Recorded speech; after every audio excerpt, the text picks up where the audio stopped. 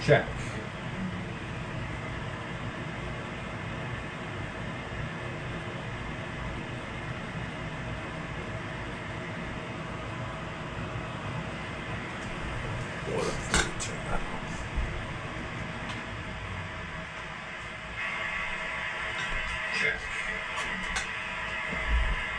All right.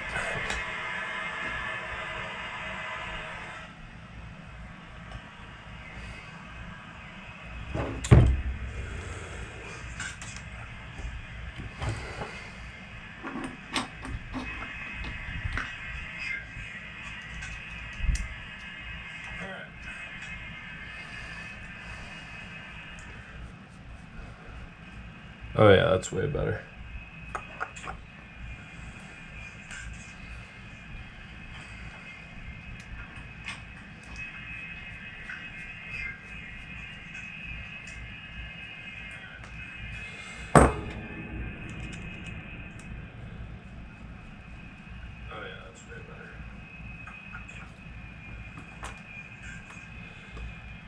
Okay, I'll try and save some of this hardware.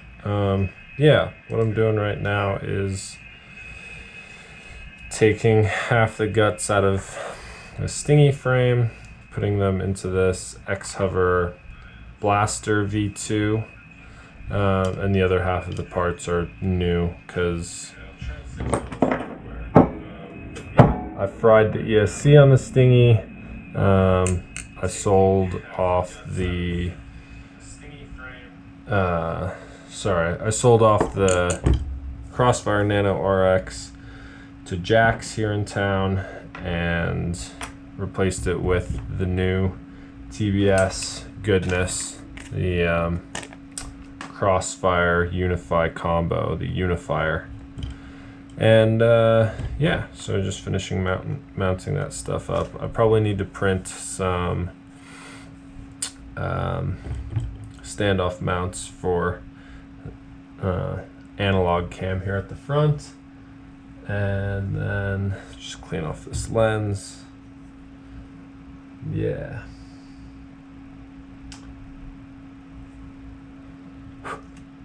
Just thought I'd go live while working on it. Happy to answer any questions from anyone in the chat about FPV or life or whatever.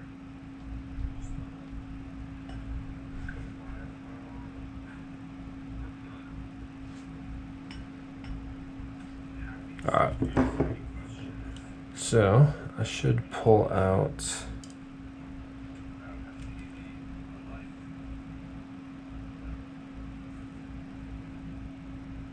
the manual for this guy, which is quite unfortunate that they don't send any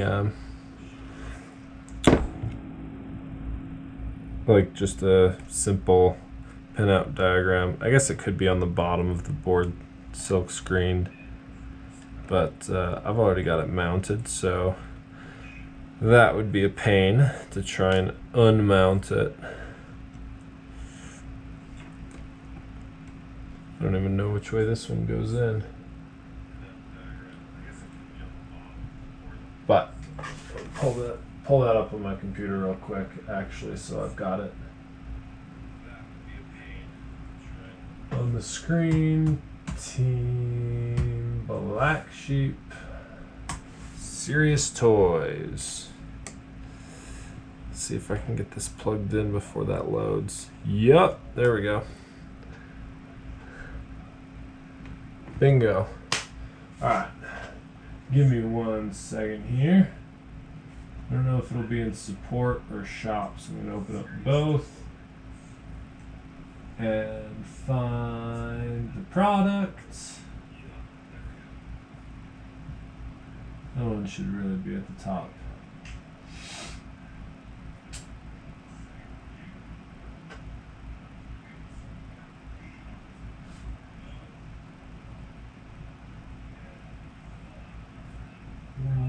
Okay. Well, it's not in there. Why don't we just search for it? Search for 69. Give me declaration of. I want the manual, not the crossfire manual. I want the pinout. US 69 wiring diagram. Is that it?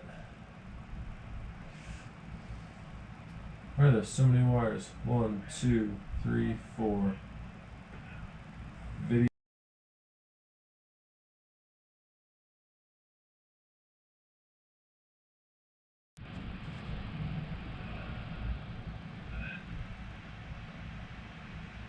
Really? We're gonna do this again? Great.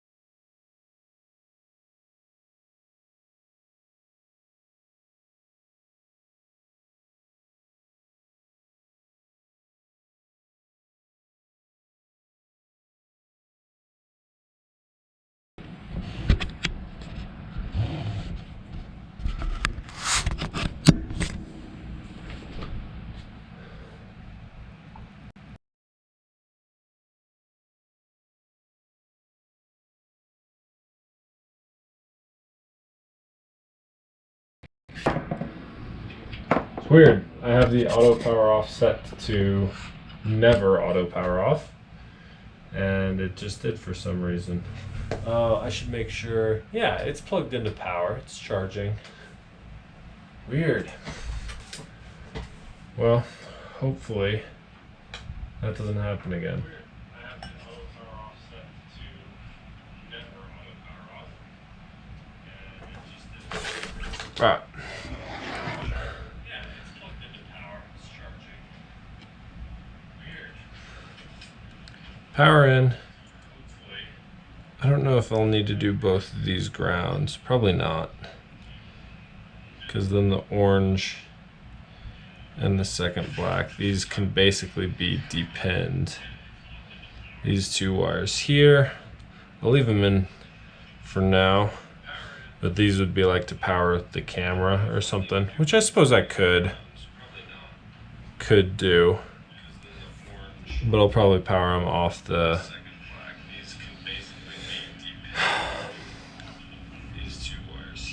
power them off the flight controller, power the cam off the flight controller instead of the VTX. And then lastly, audio ground, RX, TX. Why is there another ground? Audio, ground.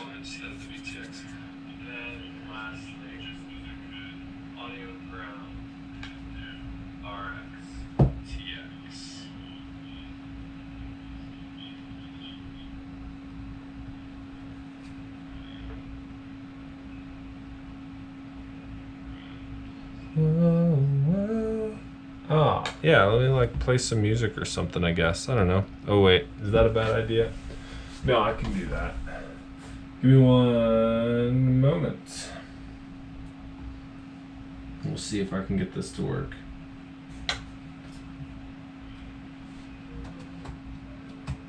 Oh, yeah, let me like play some music or something, I guess. I don't know. Oh, wait, is that a bad idea? No, I can do that.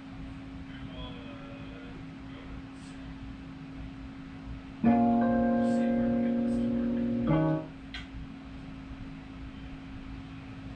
For Twitch. That should be fine. Okay. So now, on this scene,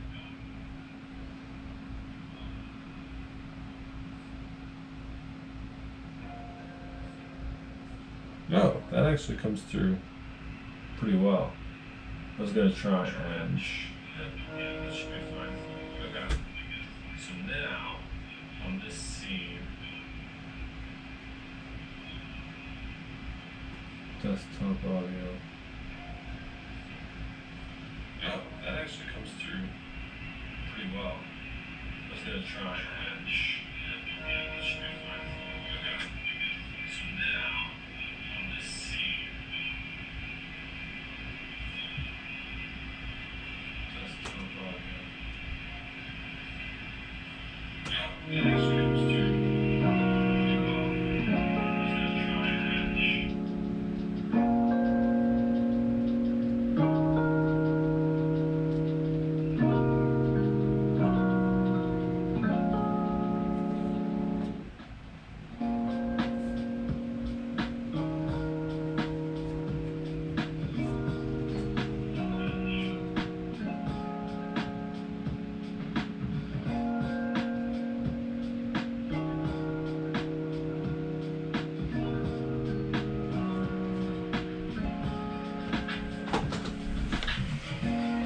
Just monitoring my own stream, you know.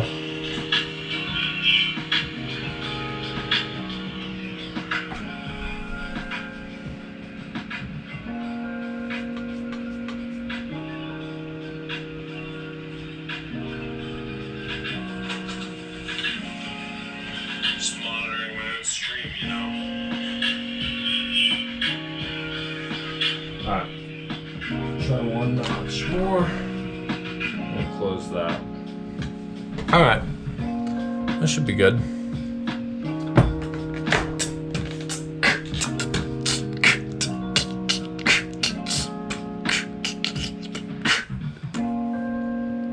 Okay, technically, I probably don't need the audio and ground either. So, if that's the case, because I'm going to be using the MyVTX stuff, built in here. I don't use smart audio. I haven't used smart audio in a while. So that's power, video, RxTX. That's 5 wires. Holy cow, is that clean? If that's true, yeah, I think that is. That's kind of crazy. Super cool. All right. I'm kind of multitasking here. Music's chill. Alright, so I'm gonna go ahead and assume I can depin orange, black, white, black. Pull back up. Video, audio, ground. I mean, maybe I should keep another ground. Here we go. Here it really labels it. Yeah, 5-volt out video, ground. Well, you put it on a black background, so that's not helpful. Let's see if it's in the manual. Yeah, I guess it probably is.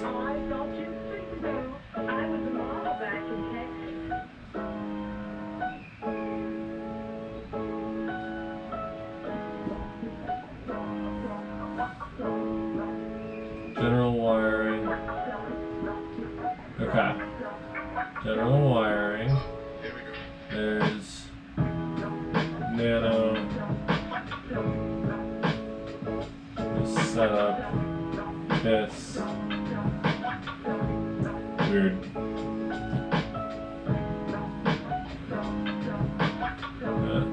No.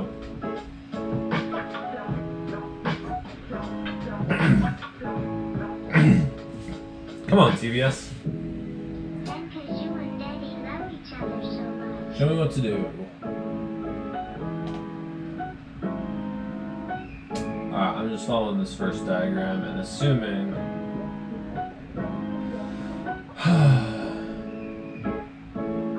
I can do whatever I want.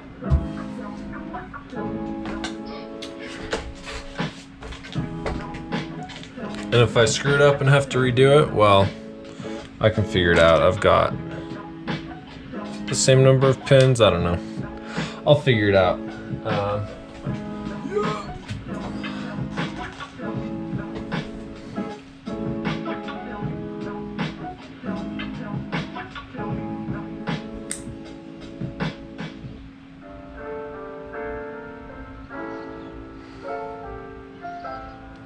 Okay.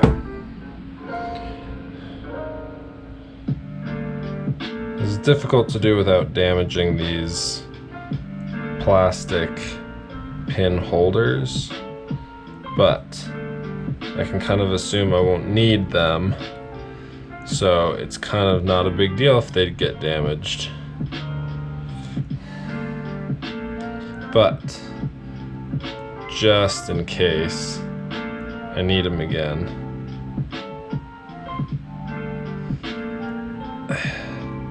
It's nice to have them not damaged. Here we go, there's 2.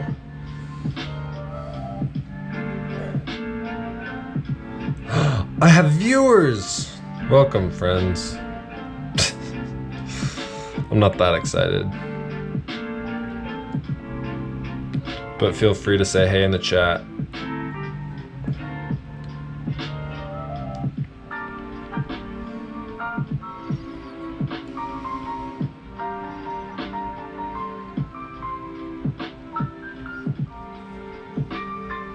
See, that's how you damage the plastic without actually getting the pin removed. So, yeah, that one's probably damaged beyond true repair. So, it's a good thing it actually needed to come out. Or didn't need to, but also didn't need to be in. So this was 5-volt out. Yeah, I don't need these. I guess if I end up getting a lot of video noise, I can always add some of these grounds back in and try and add some extra grounding. See if that helps with video noise. But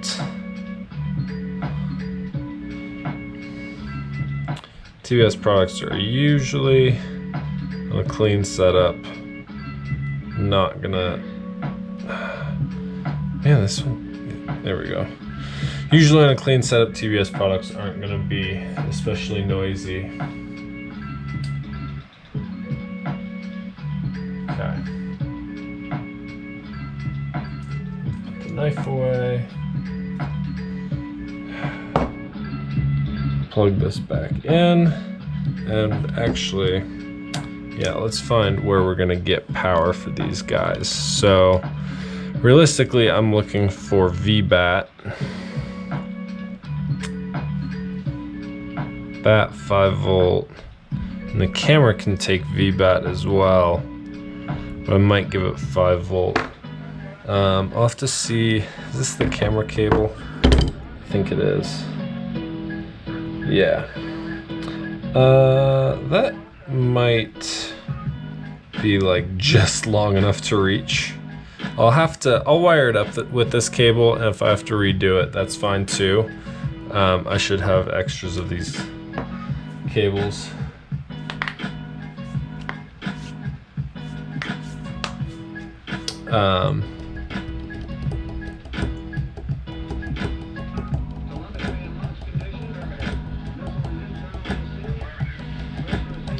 Yeah.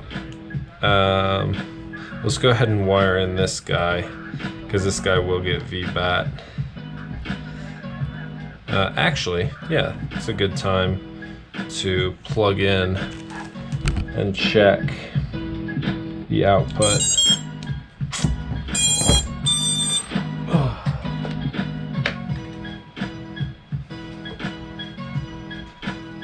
Okay. DC voltage.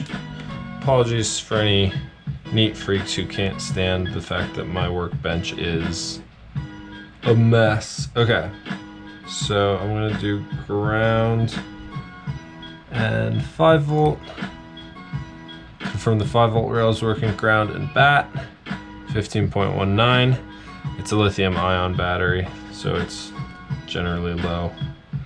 And there's VBAT from these pads. So that's what I'll plan to wire it up to, because that is the video out portion. I could find like a further back thing, but you know, it's really not worth it, because I've got to wire the yellow wire all the way up there anyways for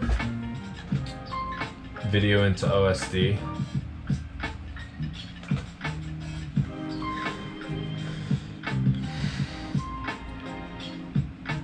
I'm great at multitasking. I'm catching Pokemon.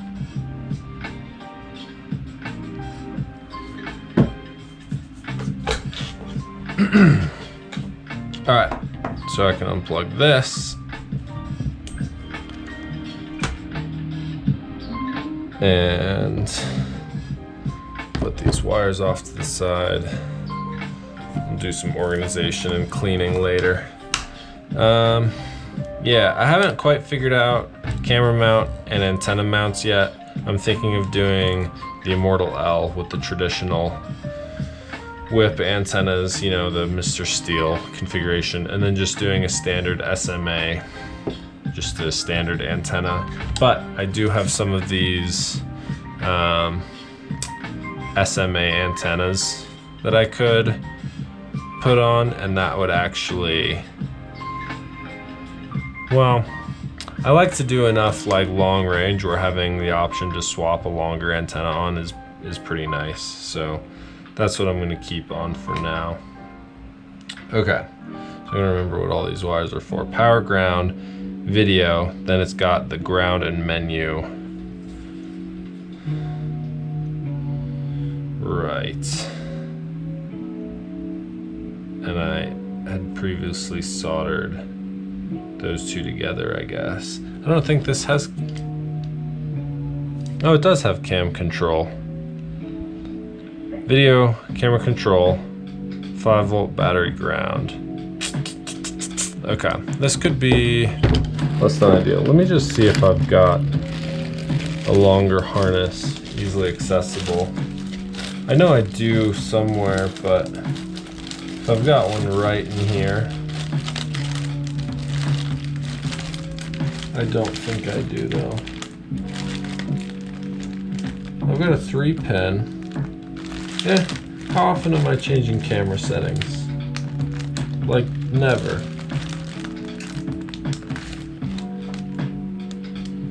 Ground menu. Okay. Alright, that's fine.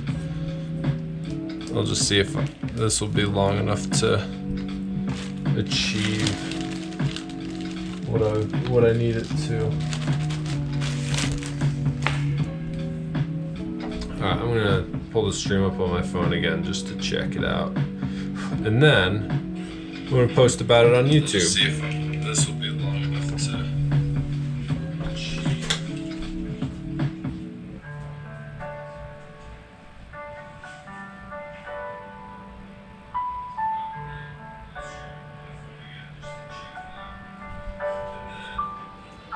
Alright. Music could still be a bit louder. We're gonna refill. Be right back.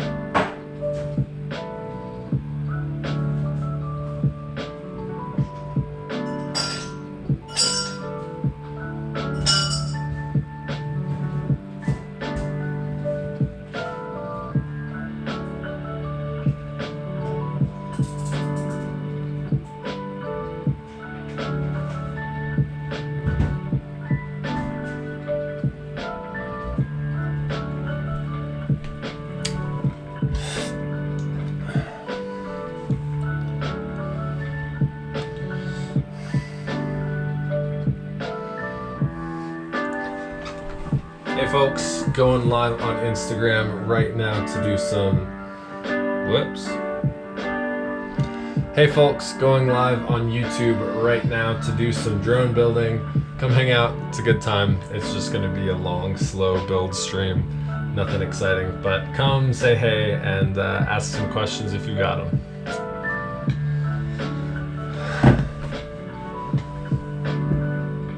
You should be able to get all that.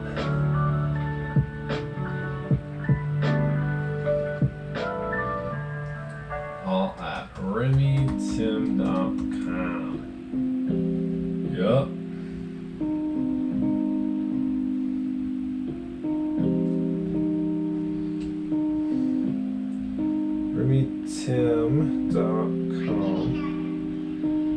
or link in bio.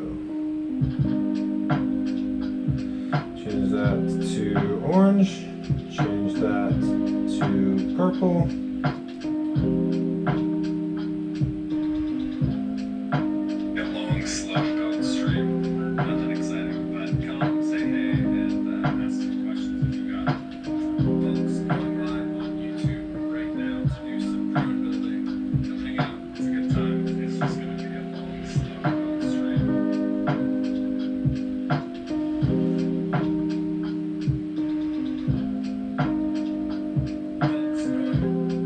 Alright, back to it.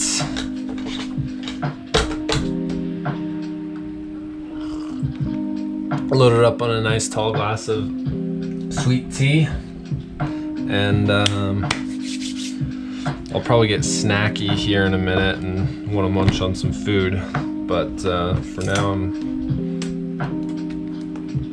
now I've got energy to build, so I'm gonna build. We'll be right back. I'm gonna wet this sponge.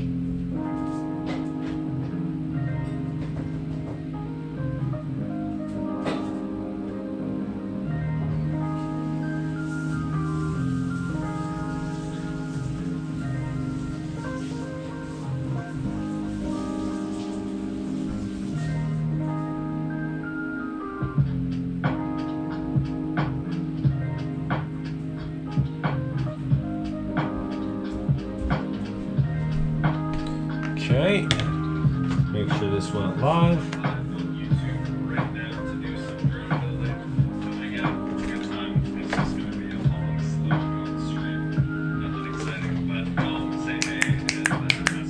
All right. Whoa, that was a fun one. Go ahead and close.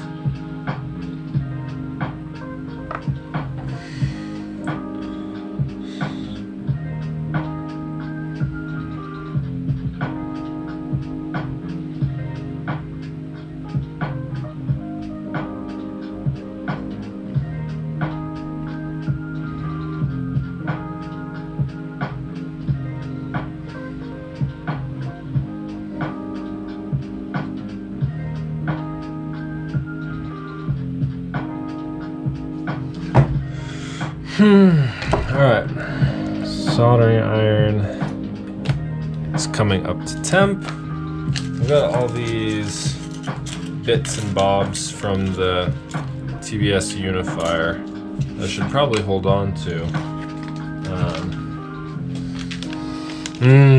Love the smell of soldering iron heating up. So just throw those in there. And I'll hold on to that. All right, let's get some wires tinned up, and yeah, I think I'm gonna do 5 volts to the cam because I trust this guy to have a pretty clean 5-volt source, and clean power to your accessories is always nice and ideal. I didn't check the specs on the unifier here to see if it can take 5 volts.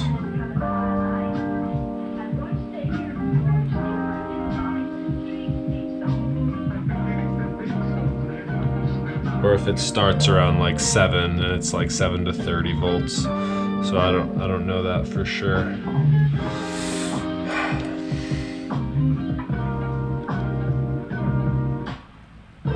I imagine it probably starts at a higher voltage, like 7 or 9 volts. Oh, let me grab my tweezers real quick.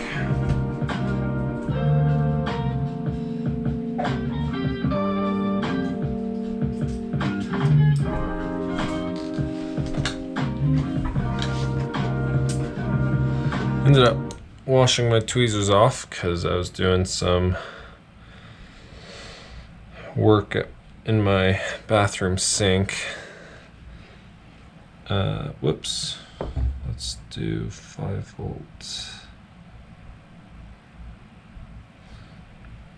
And the main ground. Actually, these grounds probably want to be together, right? Which kind of sucks because this one's way shorter than the other one. I have no clue why.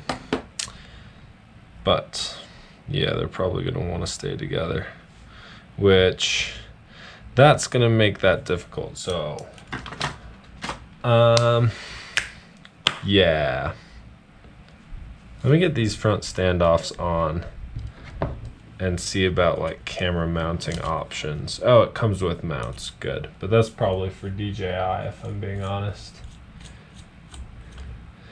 And I'll probably print new ones in orange or purple instead of black, because black is sleek and all that, but it's just not fun. It's just not fun and exciting and colorful. I could also maybe run shorter standoffs on this guy. I don't have that tall of a stack. I guess it's got some height on it, but yeah, could probably run some shorter standoffs. Okay, let's just temporarily. Oh, why'd the music stop?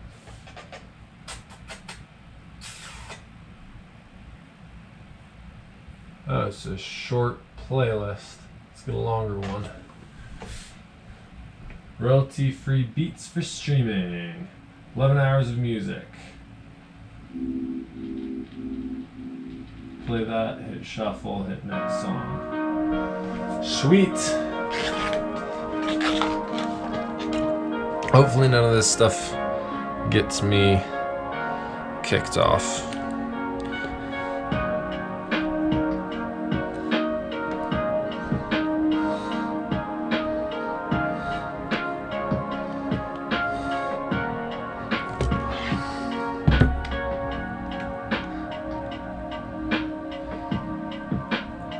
Okay. The nice thing about these guys is they are pretty adjustable, but that seems like it's not going to fit this micro cam. That's pretty small. That's interesting. It's really, really tight gap. Yeah, there's no way this was meant for this cam. It's just not gonna work. Dang. Tighten these down anyways. So I'll have to find some different files for this guy, but in the meantime,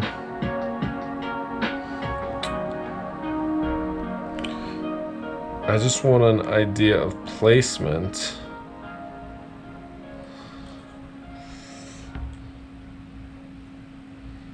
And the best way to do that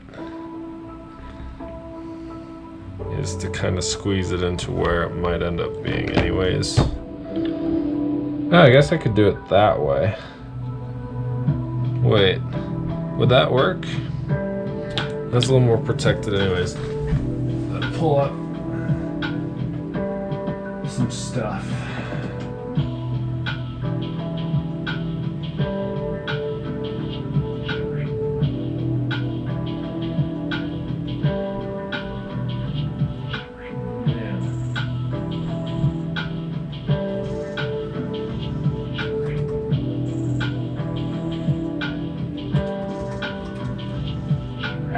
xhover.com.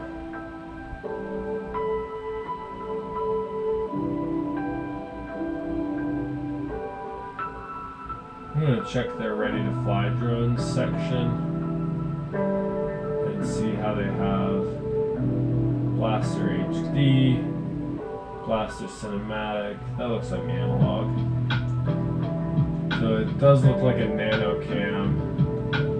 Man, that is like a really tight she was in focus. But yeah, that looks like a nano cam. And there's so much space in that build. Also, that's not this version of the frame. There's a larger cutout. Interesting. But it is turned inside like that. So I'll work with this for now as placement.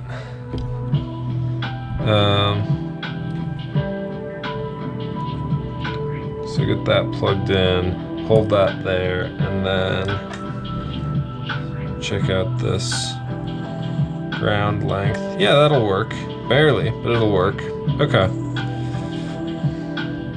This can actually get trimmed just a tiny bit. I'm just gonna do like 2 or 3 mil. Trim it off.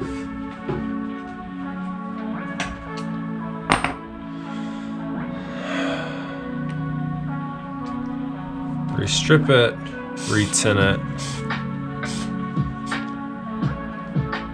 Man, this music is so chill.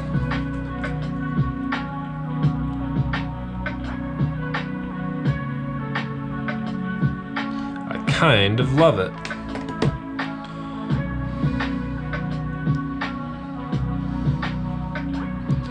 Okay, I wonder if I can get these pre-soldered together just a bit. Yup, nice and easy. And then we'll go to the ground pad with it, which is already pre-tinned. And we've got plenty of room on both sides. Bingo! Okay, next is the video pad. Oh no, cam control can be next. That's actually going to be pretty tight.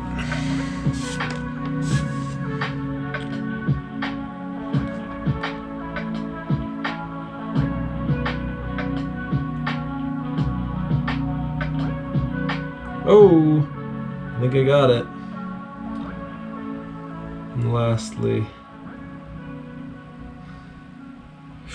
not quite.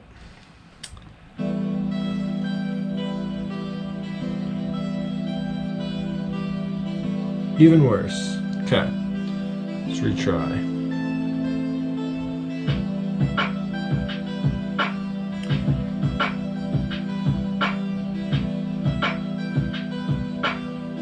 Bingo!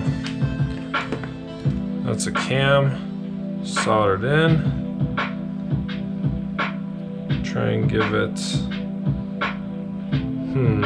maybe that video wire is a bit too long. Well, I don't know.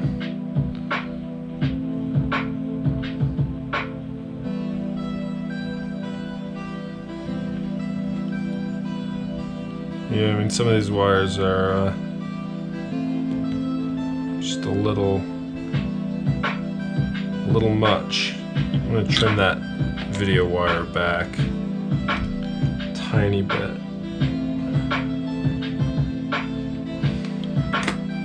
Tiny bit.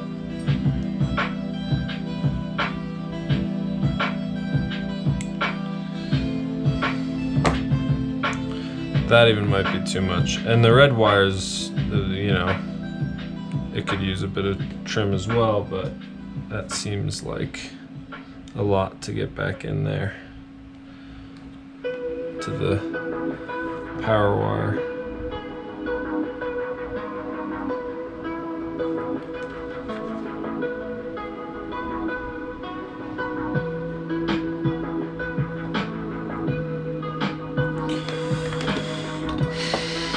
You know, I should practice what I preach a little more and trim that to be the right size.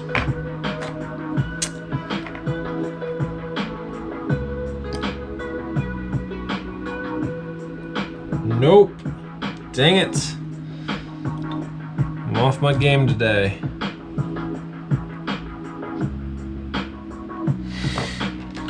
Lovely. Well, it doesn't help that I'm working with just quite a mess on the workbench, you know? It's kind of difficult to work around a crowded workstation in general, so I'm just making things extra challenging for myself. It looks like it should be good.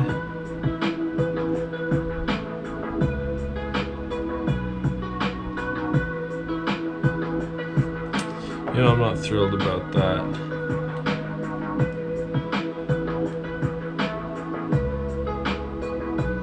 It's a bit better.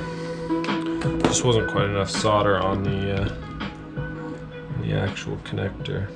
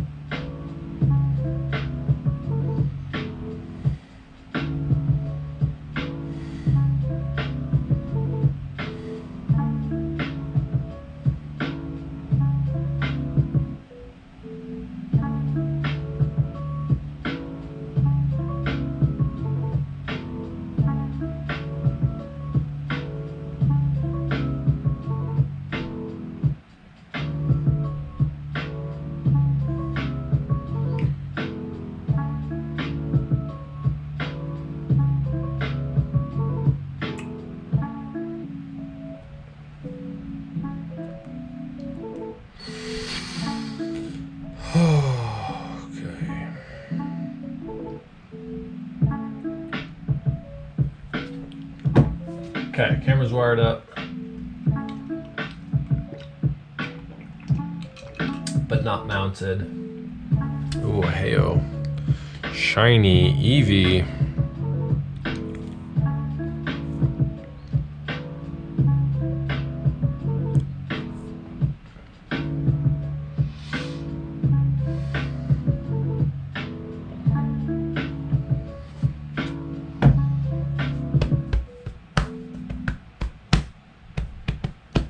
Alright, so then on this guy, is this all it's gonna be? 5, 10 wires. 10 wires. And 2 of them totally not necessary. So it's 1, 2, 3, 4, 5, 6, 7, 8. 8 wires are necessary for this build. That's insane. I feel like things are, I don't know, I feel like things just get cleaner and cleaner.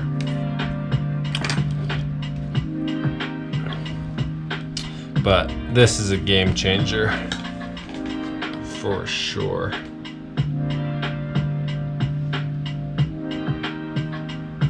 Let's see if I can actually screw that into place. I bet you I can.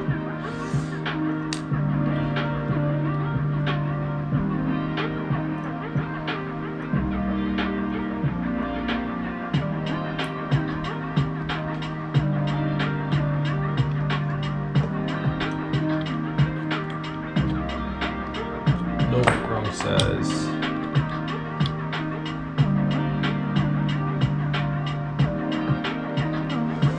And the other one.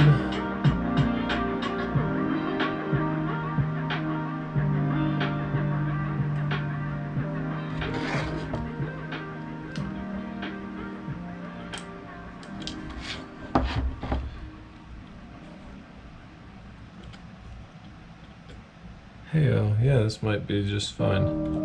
We'll see if these screws might be too long.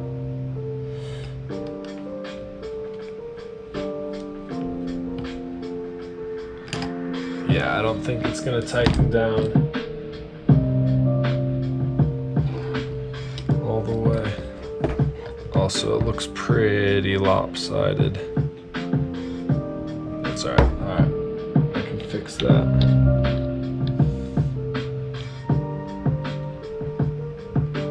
Yeah, nothing seems to be tightening down properly. I think it's mostly the mount, but it could also be partially the screws. Maybe I'll throw a washer in there real quick, see if that...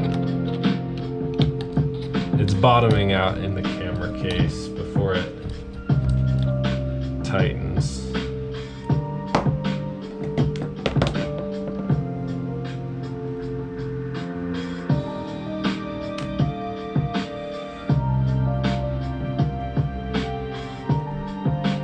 I'd love to play some other music that I actually like to listen to, but I am,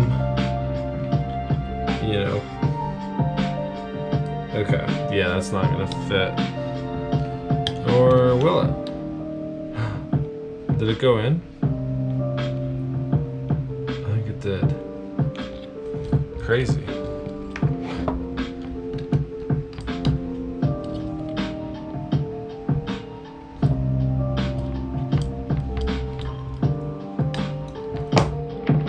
Try the same thing on the other side.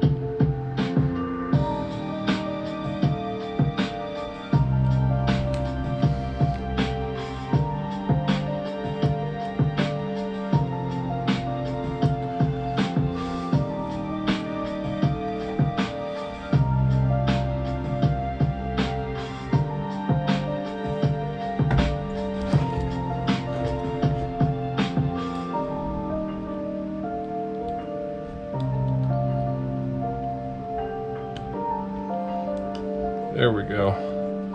No? Yes. It's hard to tell when it actually starts to thread in.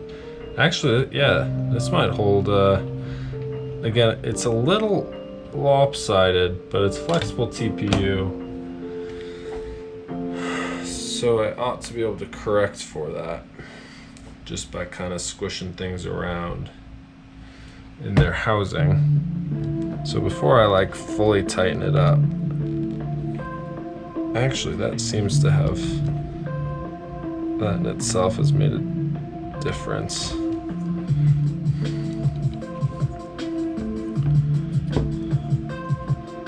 I'll make sure I can get the clearance for the up tilt that I need, or the wire length to lay it flat. I can't really do any down tilt, but I can get to about flat, and that's a slightly uncomfortable amount of tension in the wire.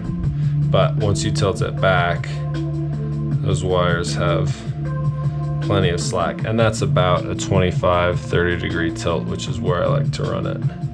So that works, and that kind of, that gives the camera enough protection, I would say. The lens is a little exposed, but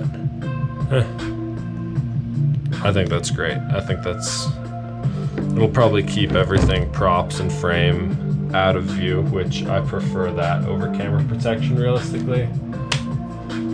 What's up, Dauntless? How you doing today? Doing anything fun?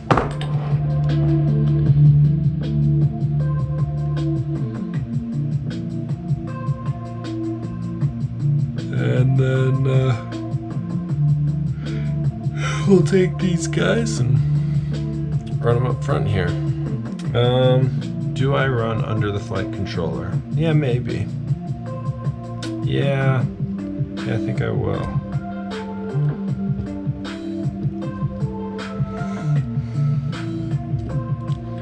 So let's get the twist going.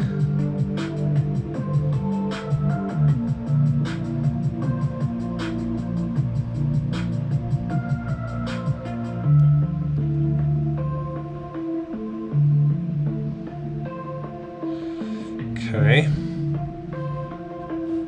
and just lay that right there. Perfect. And trim these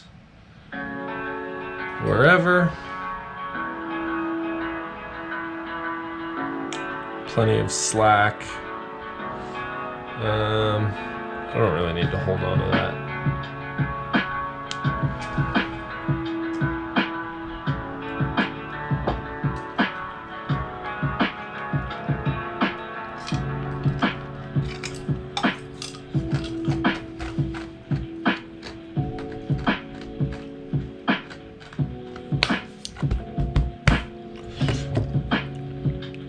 And this is RX and TX for the receiver. I'm gonna pull up the diagram so I remember which one is which. RX, then TX.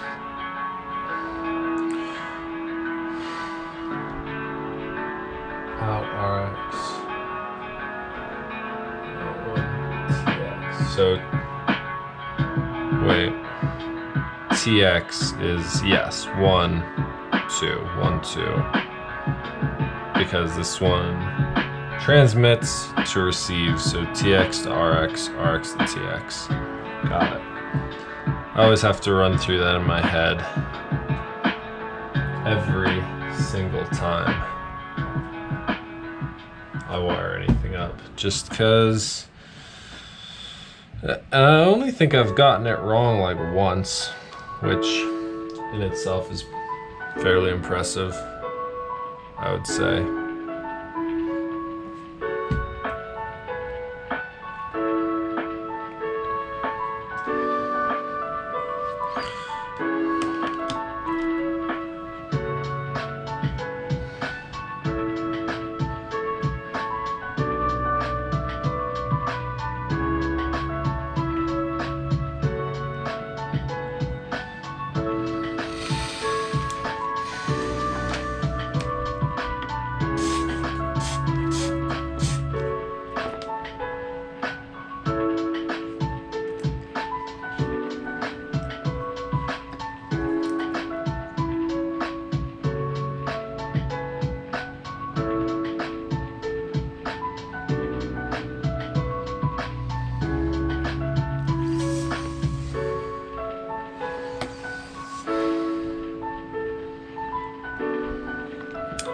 Okay, then we'll pre-tin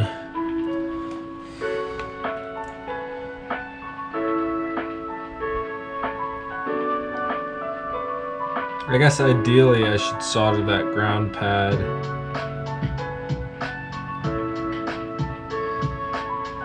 I guess if all else fails I could try and bridge them. I don't know if that's a good idea. Let's go ahead and just... Which way was this twist going? Like that, I guess.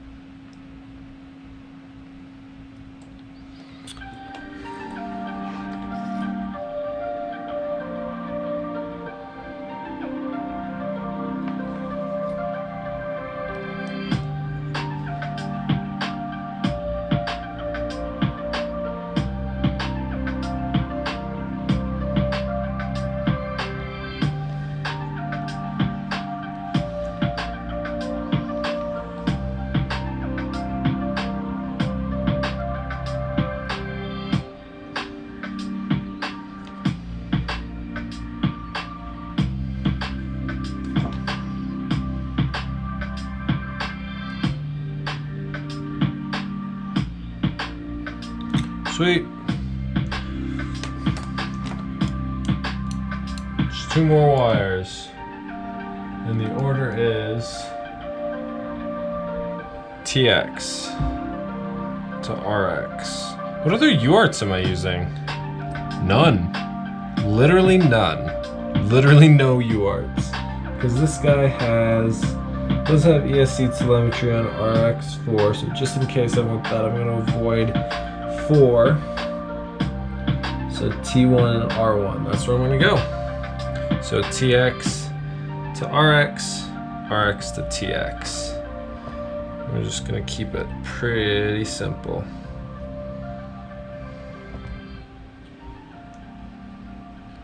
And trim them about there.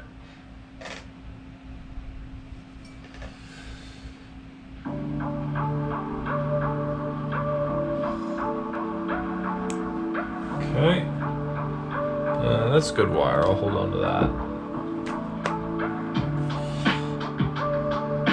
TX to RX, RX to TX. So I'm actually going to use the proper through hole barrel, whatever, pinhole method.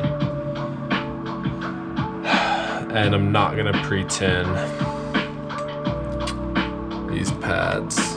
Actually, I might. I can't make up my mind. First step either way is to pre-tin the wire.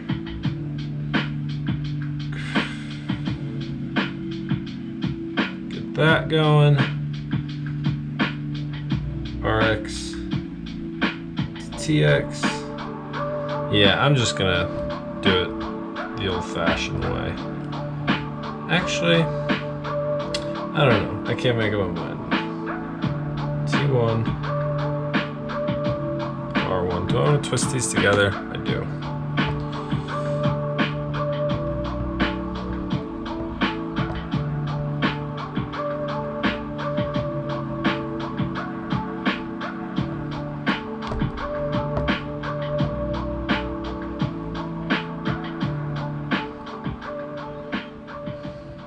Okay, can I get an even twist? Oh, they're not even length.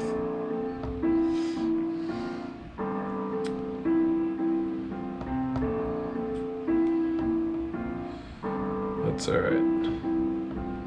Just do a few twists.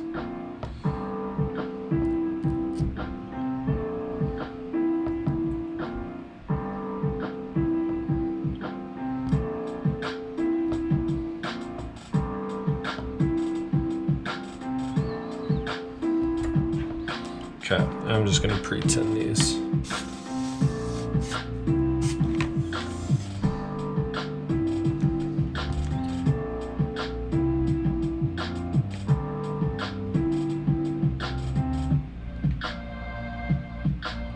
T1, R1.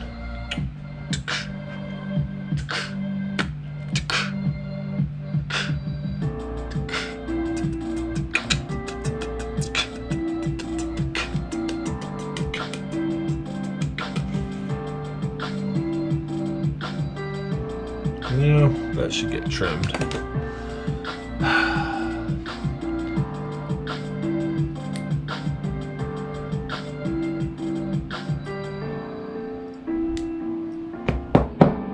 Might have been a bit too much, but that's all right.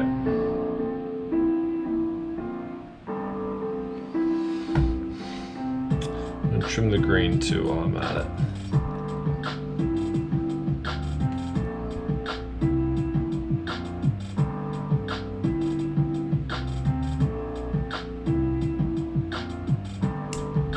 Good enough.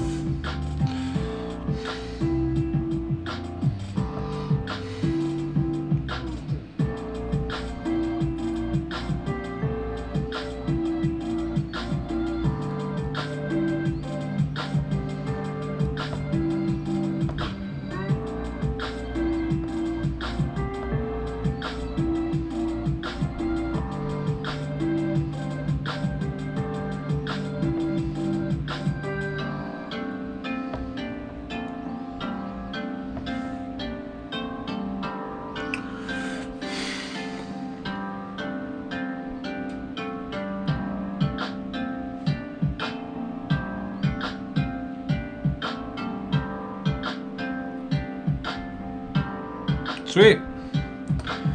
And that, that's a drone. Seriously, one of the cleanest builds I've ever had. I mean, this wire just looks nasty. In fact, it looks so nasty, and I'm so proud of how the rest of this really does look so clean, that I'm going to clean it up a bit more. Okay? Because I'm just crazy enough like that.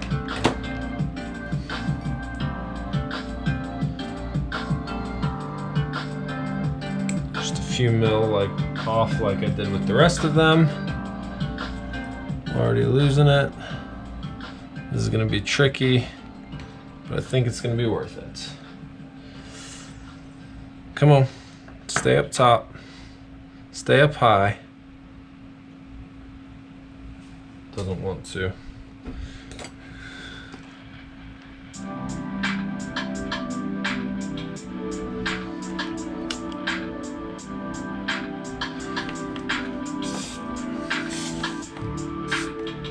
beat sound like? It sounds like something.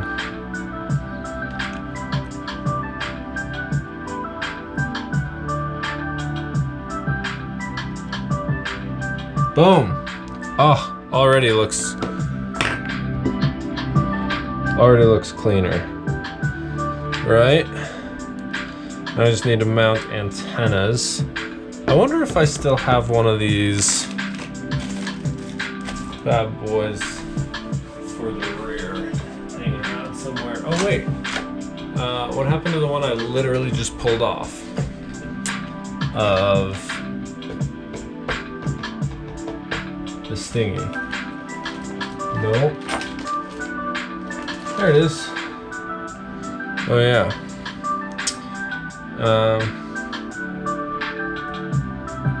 We'll try this one.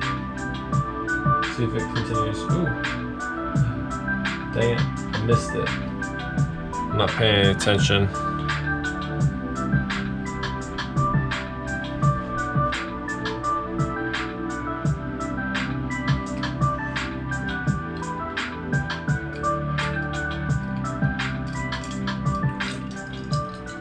Oh yeah, I still need to add a capacitor.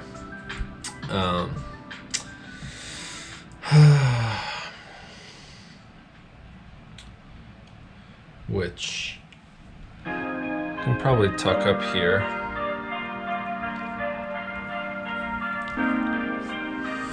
Or, I don't know yet.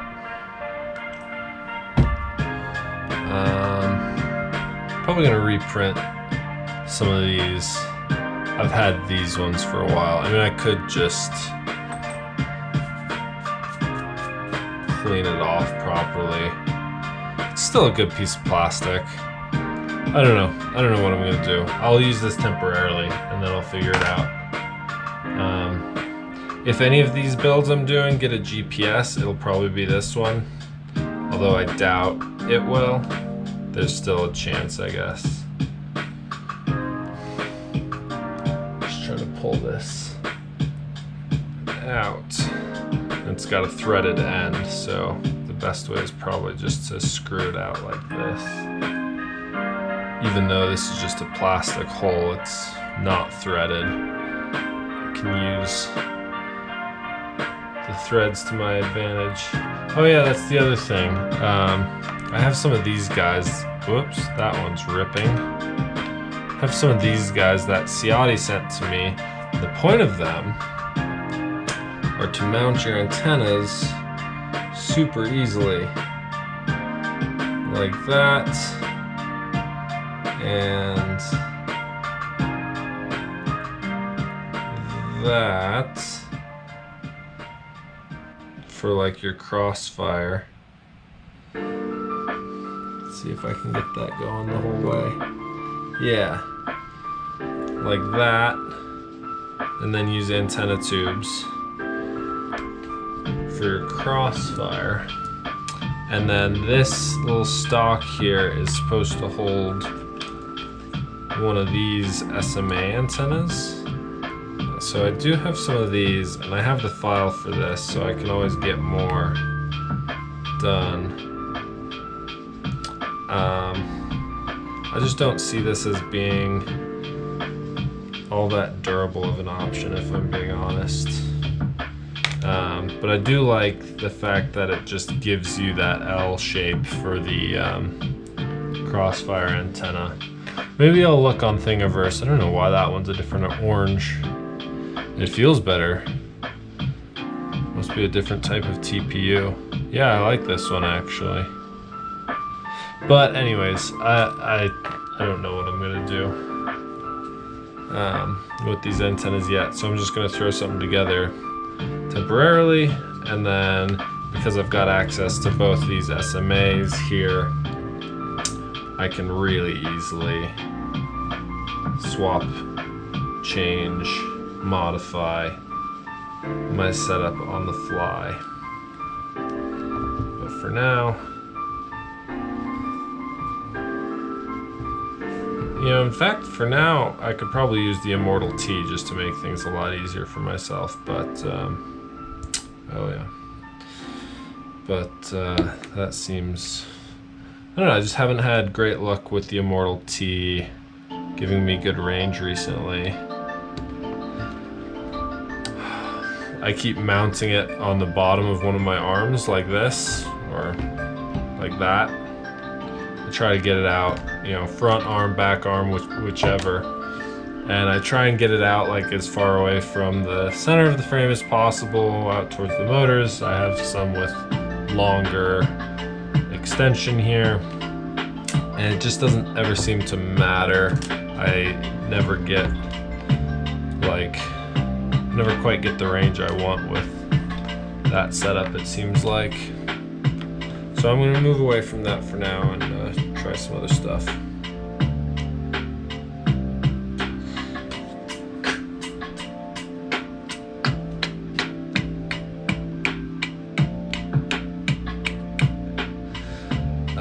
Yeah, I'm almost definitely gonna end up with some sort of different antenna setup, now that I really think about it. But it doesn't hurt to try something. I'm gonna start putting the rest of these standoffs on. Don't quite know what else to do at this point. Besides start to button up the build. Go ahead and power that down.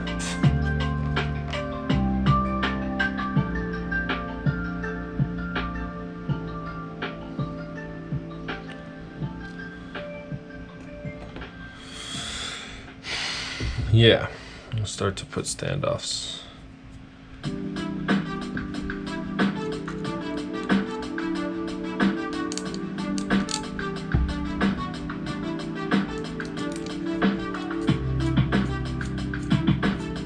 I could also use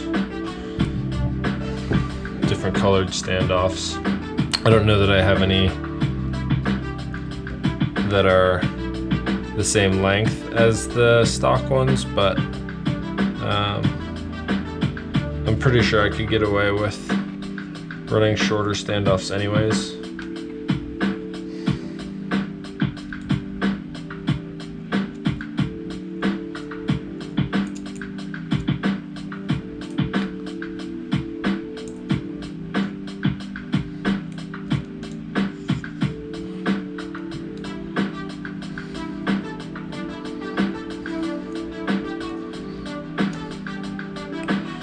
Well, it's just fighting back.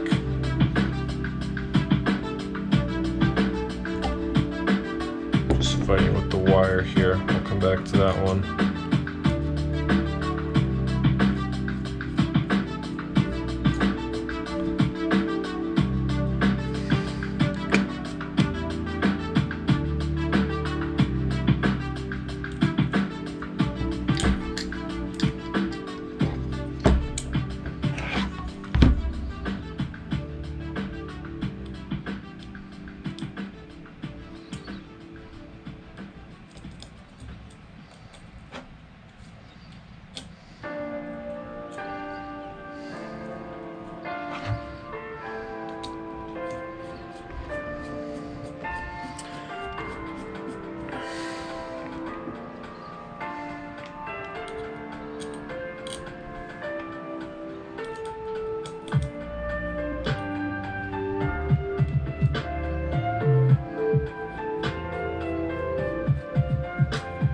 What's up, Random? How you doing today?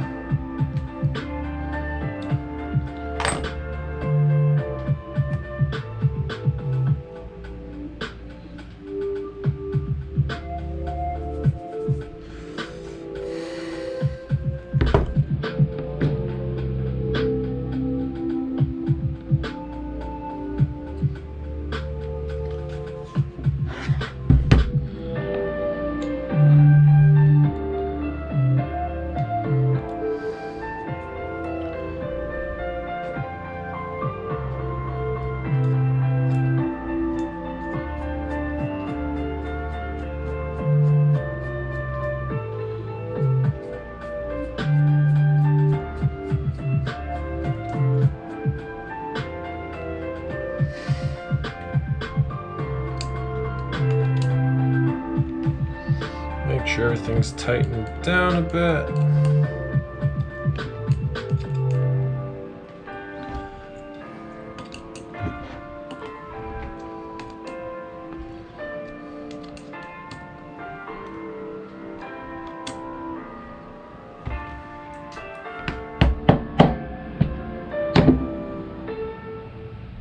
Yes, dude.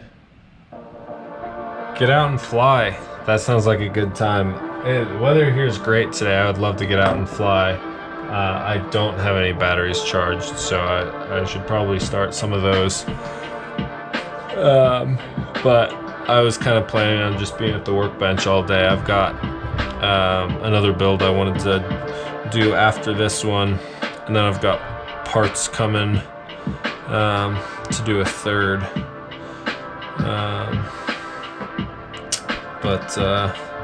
Yeah, man.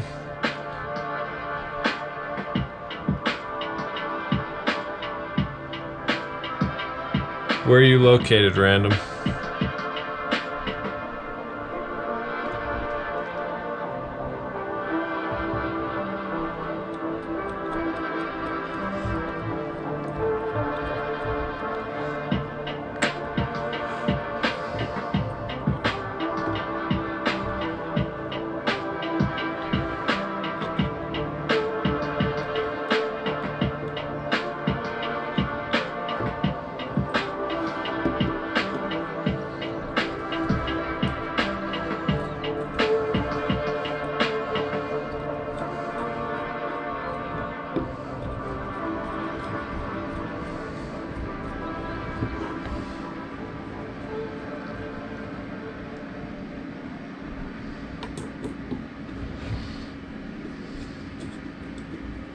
Oh, that screw's definitely crossed through, or that bolt nut. I can't think of words. That nut was definitely cross-threaded, as is this one. See if I can. Not that it really matters. It's nylon on steel, I think. Australia! Heck yeah. Dude, enjoy it. Rip a few packs for me, because I know what long winters of no flying are like.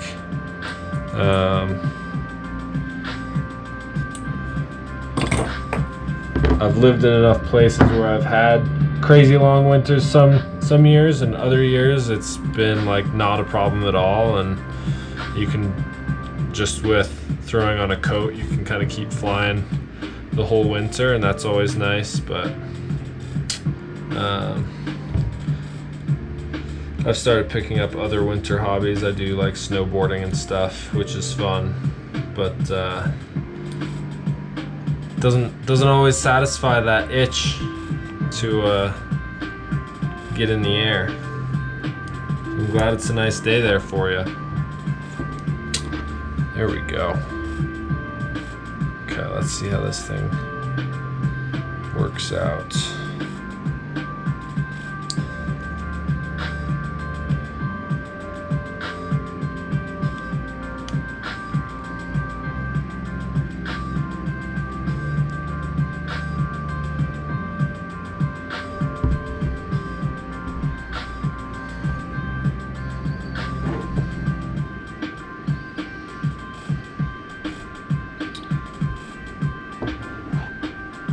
Probably be good.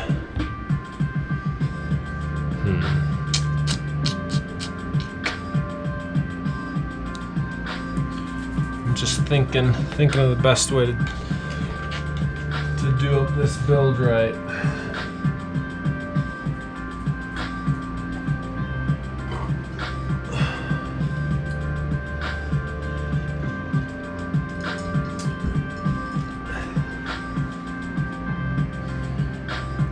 Eight years old and he's already a ripper. Dude, that's awesome.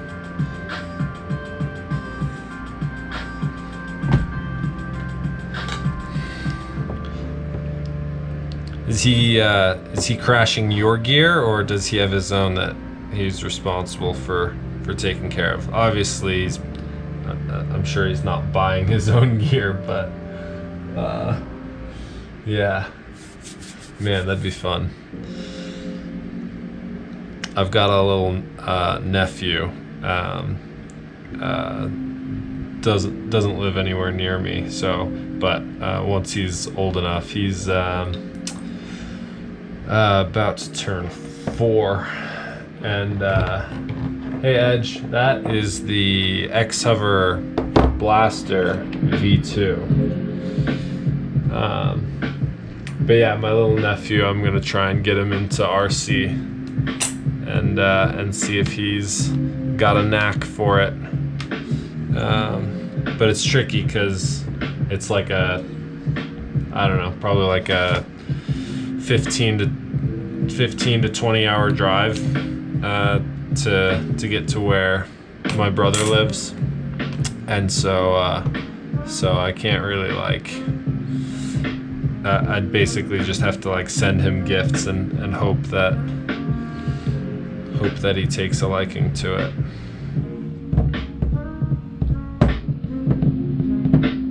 Okay, what else does this need? Capacitor, which I was going to wait to put those screws on until I got the cap on, but well, I screwed that one up, so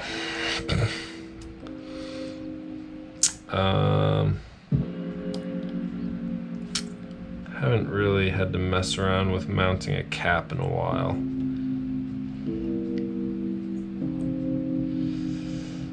I don't think that's gonna go well for me. I think I want some wire leads. Yeah, I've never built one of these up before until now, but I do like X-Hover frames, and so it seemed like a good choice to try out. And I like that it's focused on cinematics and like getting props out of view of the camera, and like it comes with these GoPro mounts that you can put it like on the front top ways or on the bottom backwards, and like you get all the different angle options and up tilt rotation with these guys. So yeah, I'm pretty excited to give it a try. It might become kind of a kind of cinematic / mountain flying 5-inch rig, because that's kind of what the guts that are coming to donate to this guy are mostly off of a rig that I used for quite a bit of cinematic style of flying, kind of thing I'd chased a wakeboarder on, or did a little bit of mountain surfing, or like cliff diving with the quad. It's fun stuff. So yeah, we'll see what comes of it. It's also probably going to be the first quad that I like start to actually move towards success on. He's got his own gear, but I fix everything for him. He's got a steel Apex, Crossfire Kiss, Fetec, Foxier Unify, F40s. Dude, that is a killer setup. That's a really nice setup. You, man. Are you looking for another kid? You want to adopt me? I'll count it as like half adoption, half sponsorship, you know? Because that's not that I'm dissatisfied with the gear I've got, but you know, could always use some more gear. And who doesn't want to adopt a 26-year-old man? Right? Actually, this should probably go inwards. Come on back out. Ah, shoot. Crank the temp up a bit. Send the adoption papers. Will do, man. I'll just write Australia on the envelope and it'll get to you, right? That's how that works.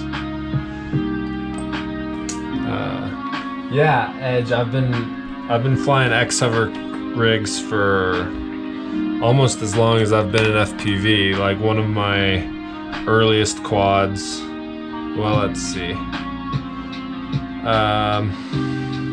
One of my like pretty early quads was the X-Hover Win 5. Back when I used to do some of the multi-GP races. It's been a while since I've been involved with multi-GP, but yeah, that was a good one. And then I've been running the Stingy frames almost exclusively. Been running Stingy V2s for two and a half years. Actually, no, not exclusively, but I have. I built my first Stingy, yeah, I think like 2.5 or 3 years ago. If it was even out at that time, I don't remember. But yeah, once the Stingy V2 came out, I was pretty quickly on board with that, and my Stingy V2 build was a build that basically got me back into the hobby after a 6-month hiatus. I built the Stingy V2 and then I built a quad from a small time frame designer who was trying to get into it. Yeah, 6S does seem really nice.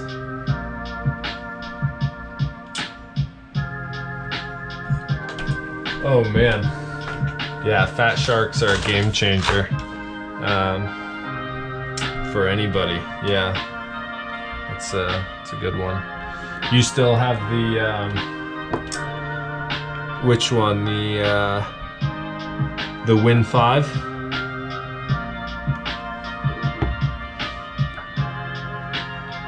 I ended up just I think in one race, like back-to-back heats, I broke arms on it and was just tired of having to and on the second arm break it like ripped out the motor wires from the stator, so I would have had to like resolder a motor on. It was just, I mean, it's meant for racing obviously and not meant to take crashes super well.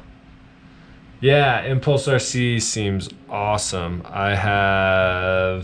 I bought an Alien a while back and never ended up building it. It's still just sitting in its box, but their frame design always seems top notch. I almost pulled the trigger on a Reverb when that first came out, but I don't know. What? Yeah, like one of the big hesitations for me with their stuff is price, to be honest. At least to get them here in the US. I don't know if they're cheaper if you're local in Australia. That's where they're out of, I think, right? But yeah, good stuff. I mean, if you're gonna build a frame for the likes of Steel or Chad Nowak, then yeah, like you're gonna be building good stuff, no doubt. All right, make sure I get this on right, otherwise we're gonna see some sparks otherwise. I don't know the best way to mount this guy, to be honest.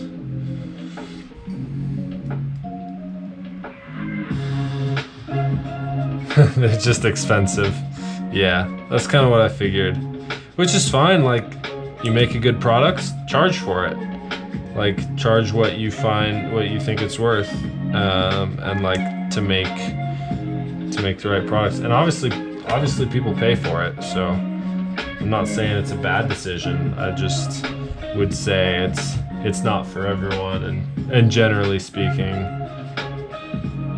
it's not for me. But not that I buy cheap frames, and most of the frames I've ended up buying are $80 to $100, so not really that much of a difference at the end of the day.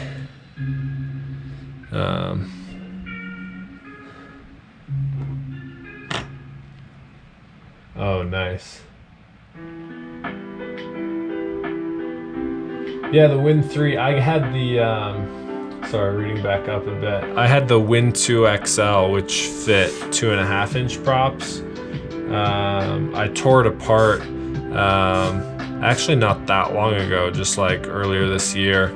I tore it apart to build this little 3-inch racer guide because this frame was designed by one of my friends back in North Carolina. Or wait, no, he lived in South Carolina. But I used to race with this guy.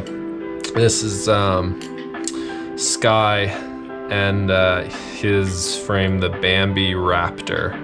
I don't know if he's got a website or anything to plug, but it's a fun build. It's a crazy overpowered 3-inch. It's like, it just goes 1,000,000 miles an hour in an instant, which is super fun, but yeah.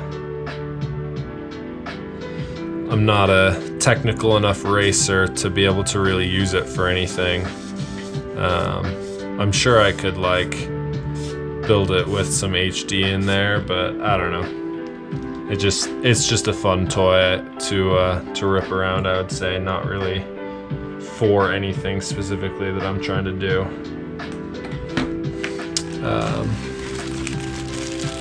My general philosophy with flying is like I fly like with an intention almost every time, with the intention of like recording HD footage.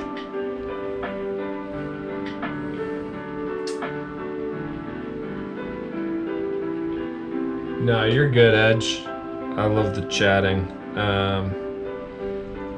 I'm just taking this build way too slowly anyways, because I can't make up my mind on like antenna mounts or like where I'm putting the capacitor, so I'm just like overthinking every little detail along the way. So you're not actually distracting me, I'm just moving slowly in general. But yeah, the Stingy was crazy good to me. Like, yeah, you know, broke a few arms here and there, broke a few top plates and bottom plates, but man, that thing is tough. And I like the wide stance of having such a wide stance. This is the one, these motors and camera and stuff just came off of this gutted frame. But yeah, just how slammed it was. It always felt super tight in the air, like super responsive, but also that wide stance, I just felt like gave me tons of like almost like mechanical expo in the air, where it just felt really smooth. And the True X also helps so that it's equally smooth on both the roll and pitch axis. So yeah, it was a good frame. I'm actually kind of planning on still running one. I don't have any that are working right now. Actually, I don't have any 5 inches that are working right now. That's why I'm building a few. But yeah, once I get kind of these guys built and up and running, I'm planning on one of these builds being a rebuild of a Stingy, just because it's a solid frame. I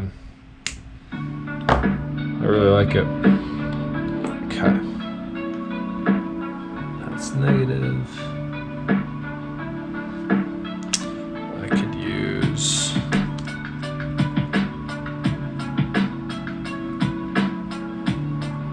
yeah, for sure.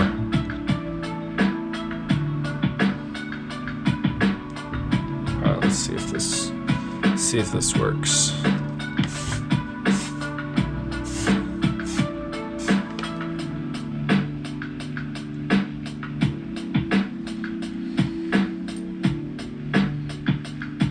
Probably not.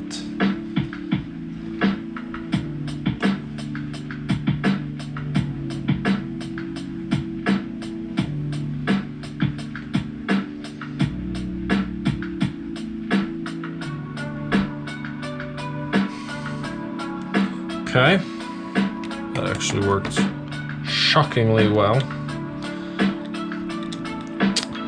I guess what I intended to do with this putty was that. And then my tweezers.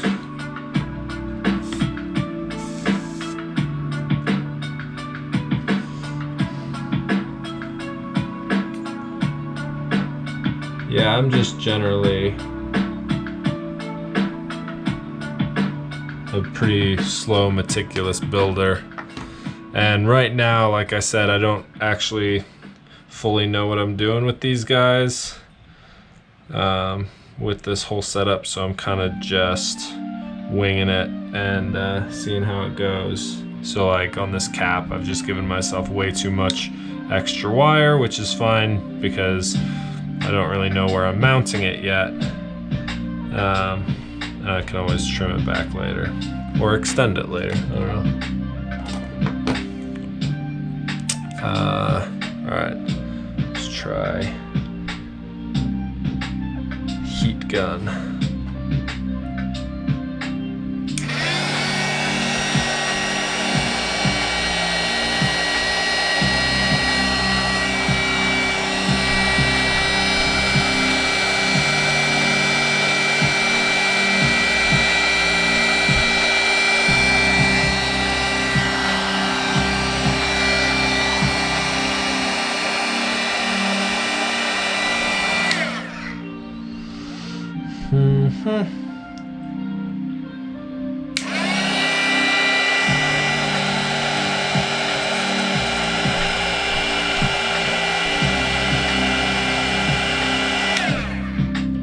I'm certain doing this right over the flight controller is less than ideal, but you know.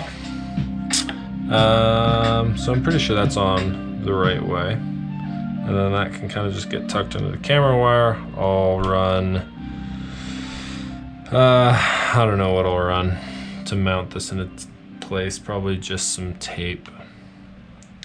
Yeah.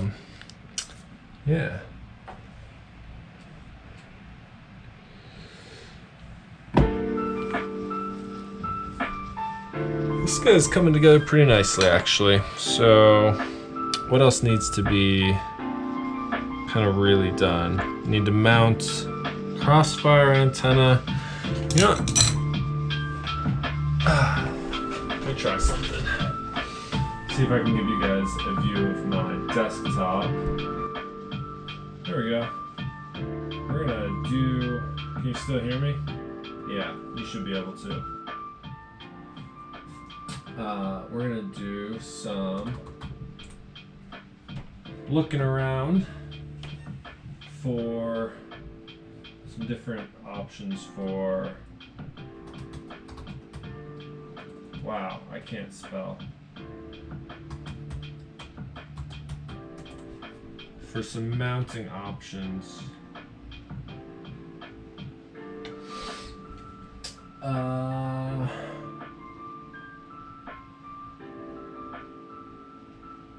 I don't have a GPS that I'm currently planning on running on this thing. These things are nice, but I don't need that. I could just do kind of a standard out the front sort of thing. Actually, it would have to be out the back, and that's typically not gone super well for me in the past.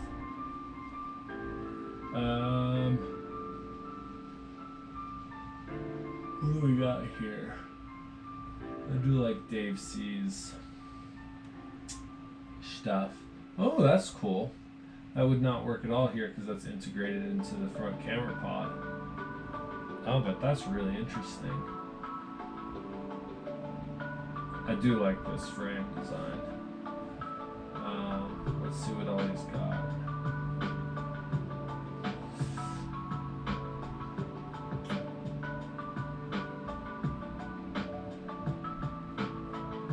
What's that? Huh. Okay.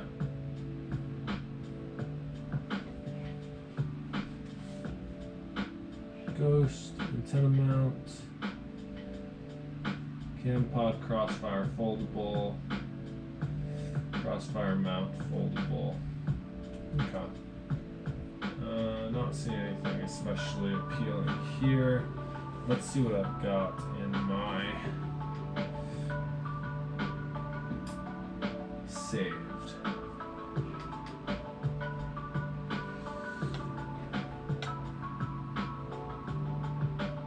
My collections.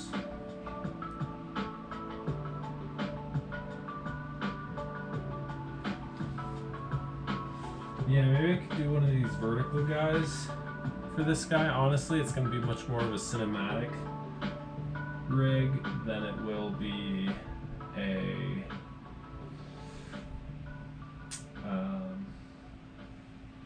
much more about cinematics than freestyle.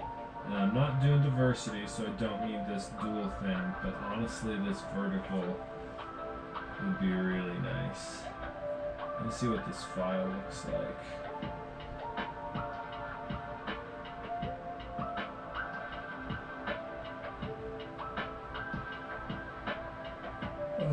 Oh wait, no, I already have these downloaded, I think.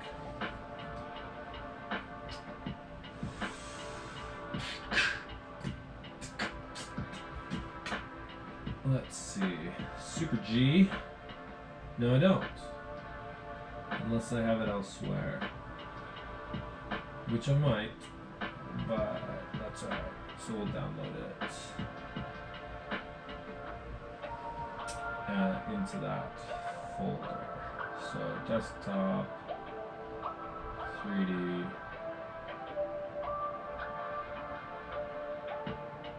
Super G, save.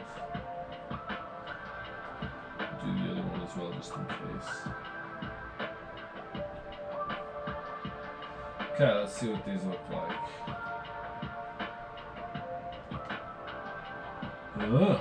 25, 37.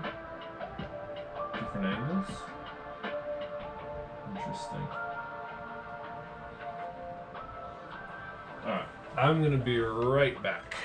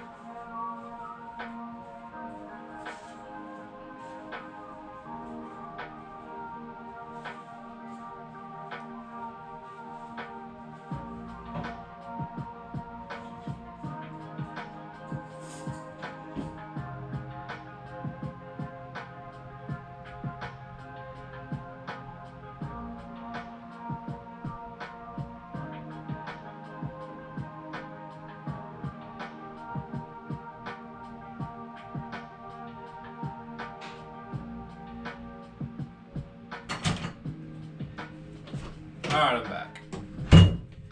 Grabbed a snack.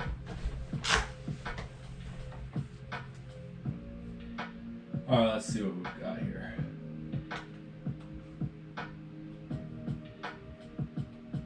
Okay.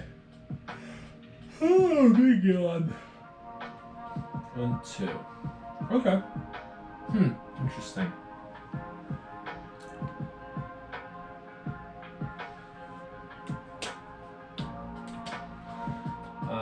I would love to get both of these going. Do a little comparison.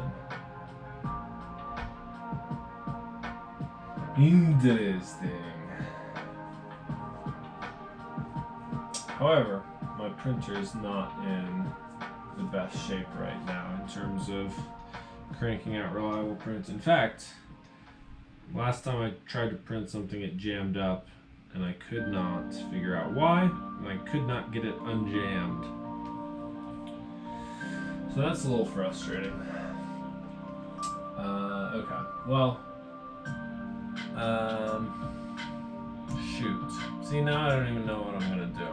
I'm gonna try the Mr. Steel method, the Immortal S. No, sorry, Immortal L. I don't know what I'm saying.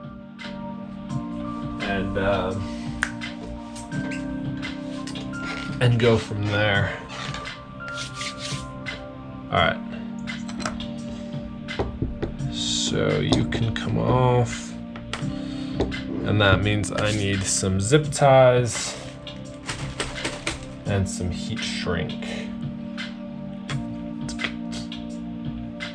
You know, I wonder if, one more time, come back with me here. I wonder if there is a good Immortal L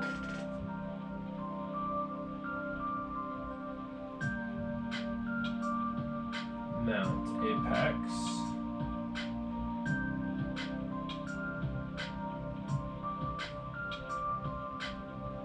CX axis, no. No.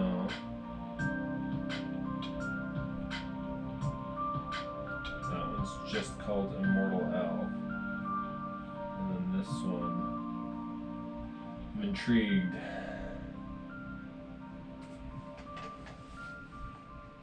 What's it got? Yeah. Huh.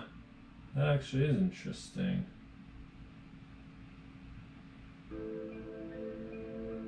That actually seems really quite nice, to be honest. Simple and nice and yeah, intriguing. Okay. Yeah, it tells you what size of zip tie fits in it. Oh, very interesting. And a cap holder. Okay. Well, I'll come back to these. For now, I'm just gonna do the traditional way, I guess, and see what we can achieve. But that means I need to grab some zip ties. Should have what I need in here. That's not gonna be right. You know, I'm just gonna grab a bag of zip ties instead of my field kit of zip ties. Don't want to deplete the field kit. Oh man, what a mess. Alright. I guess I don't need colors.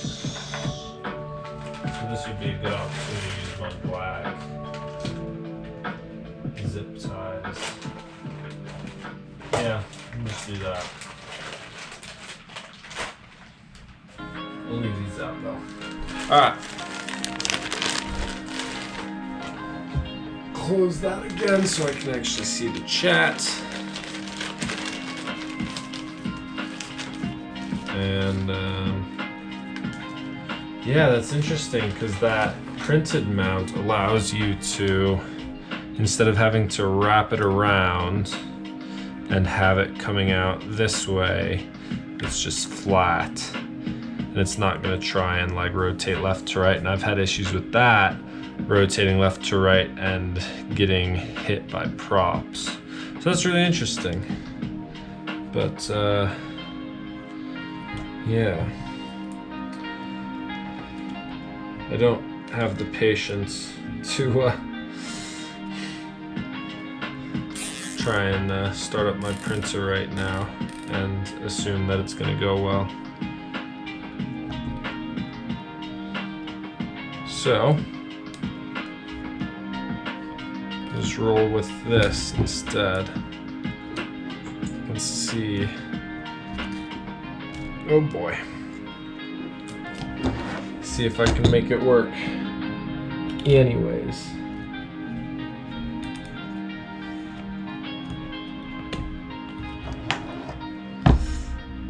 Okay.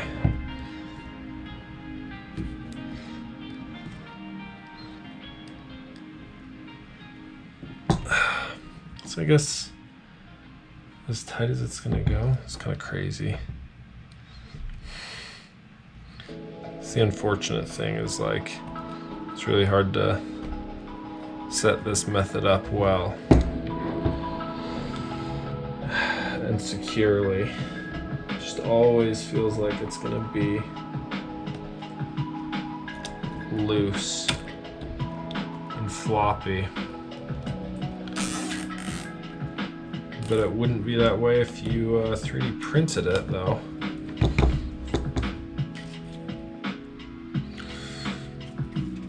But who knows?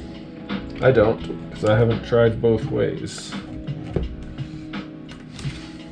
I'll also scooch this up a bit.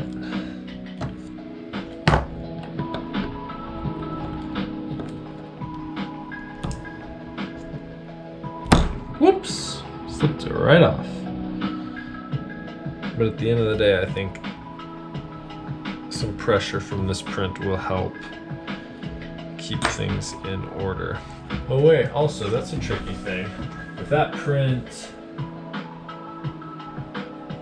takes up that whole standoff, no, it doesn't look like it does, but it does look like it takes up. Oh, they have a cap out the back too. That's interesting. Sorry, I'm not sharing my screen again, but I'm interested in how tall that is in case I wanted to still use a mount like this with it. Anyways, let's go ahead and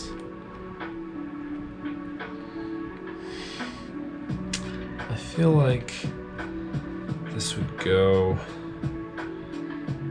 I feel like I need to design something.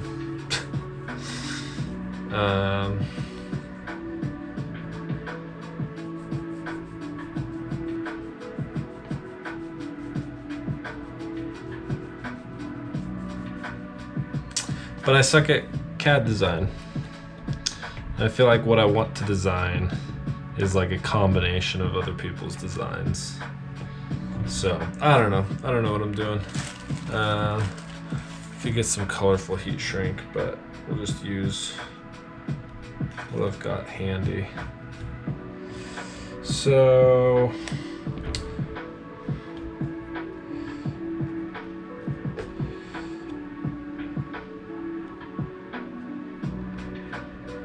line these up and trim them. It's going to be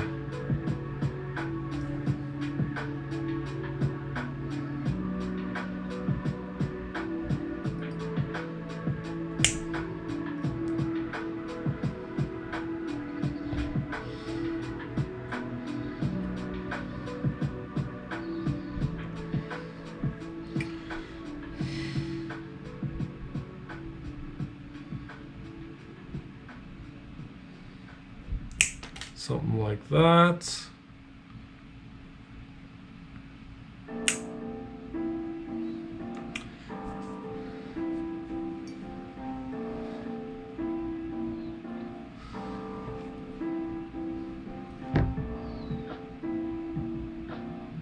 and something like that.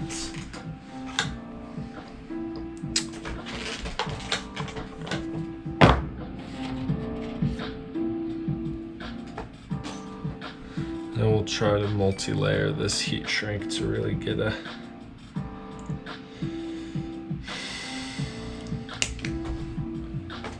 good grip on things.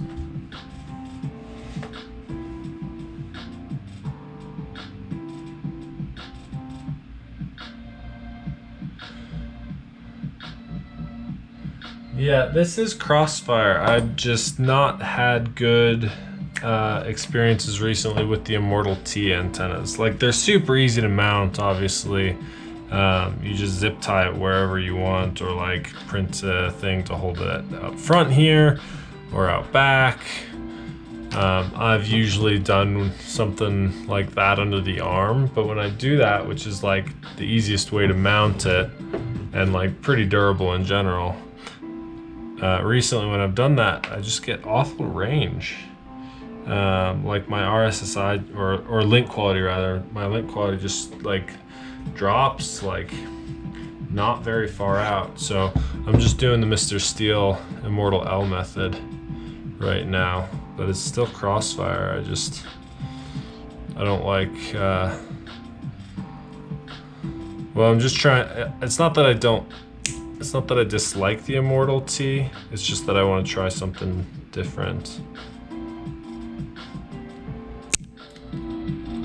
So, I'm making a mess of zip ties instead, which is always fun, you know.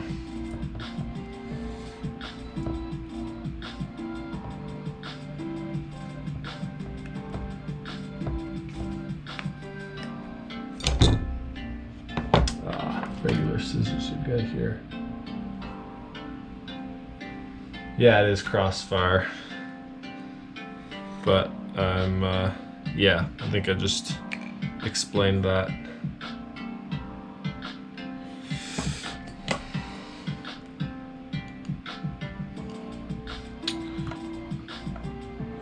Crossfire has always been really good to me, like in every way, like really good customer service, really great range, really simple user interface and all that. But you know, every once in a while you just don't quite get the range you want with antenna orientation, and so you try something different.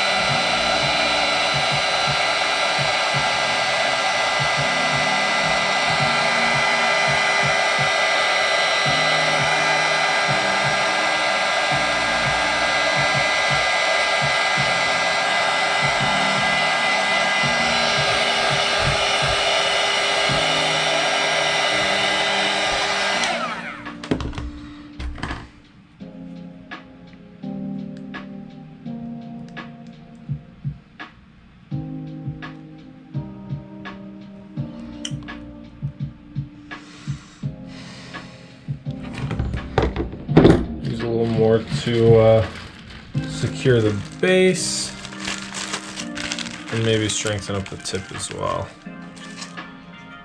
Mostly just like a centimeter piece all the way down to the bottom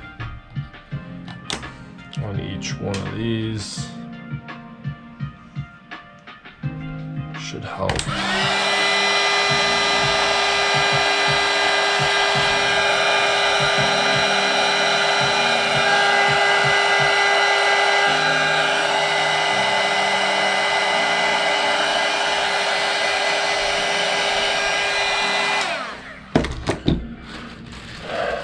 make sure the tip on this one is good to go as well.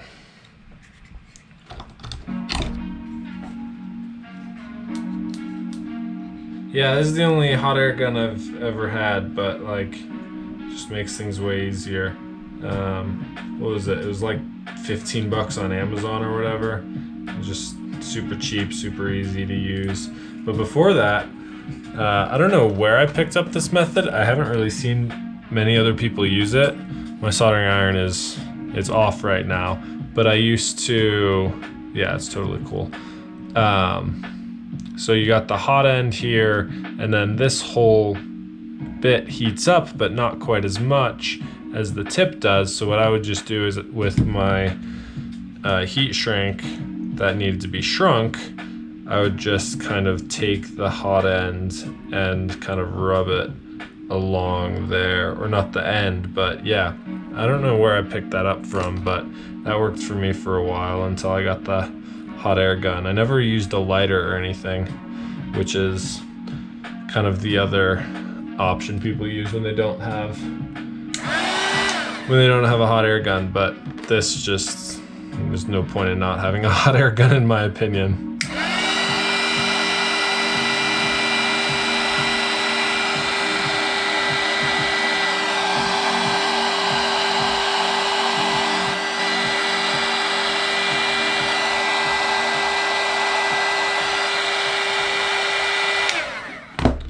And then I just use tweezers to clamp down on the end to kind of seal it off. No clue why I do that either, but I like doing that.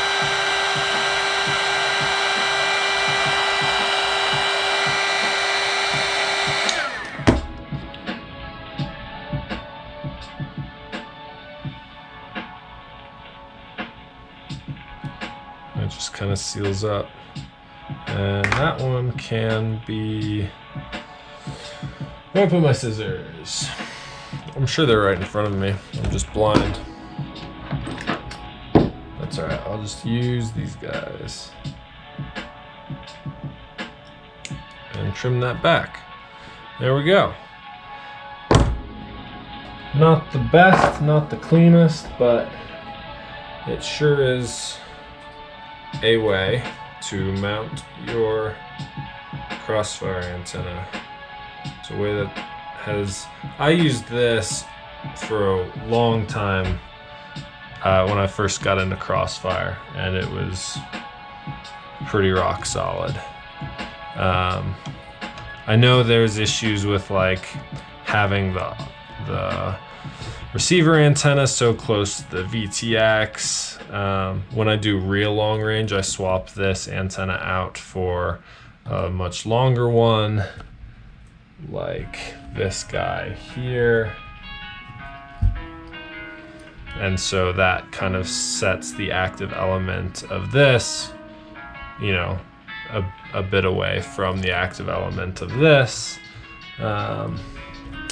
Not the most durable way to mount your antennas, but good range, good coverage in kind of most orientations.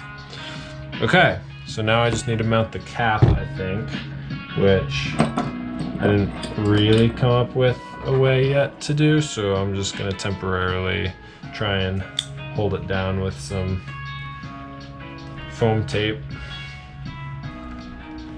I don't know, maybe some hot glue or something would help.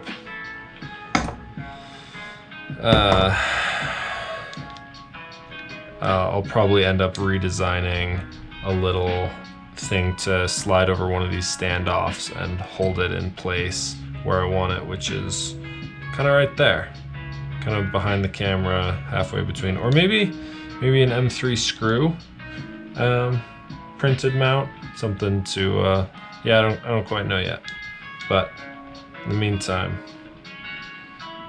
just some good old-fashioned sticky stuff should get the job done. I really should have peeled this off before sticking it to it.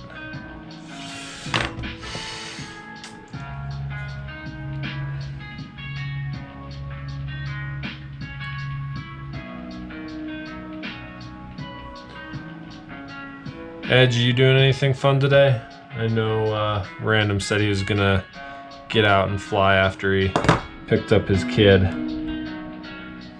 But how's the weather? How's the weather up there? I don't know where you are, but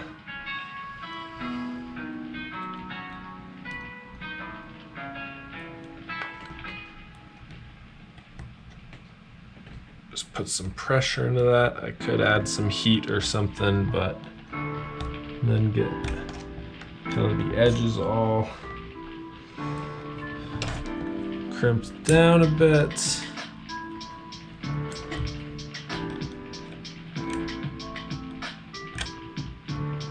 Try and get as much surface area as possible. Good. Make sure our camera's still got the right amount of up tilt. Make sure nothing's really hanging out into the way of where the props are gonna be. It's not. Get that tucked in there. Antenna, wires, nuts, bolts, screws. I think it's time for the top plate. Heck yeah. It's always a fun moment in a build. You're ready to put the top plate on. Well, I'm a wild card, so I always put these on loosely in alternating order, just to get everything lined up front to back.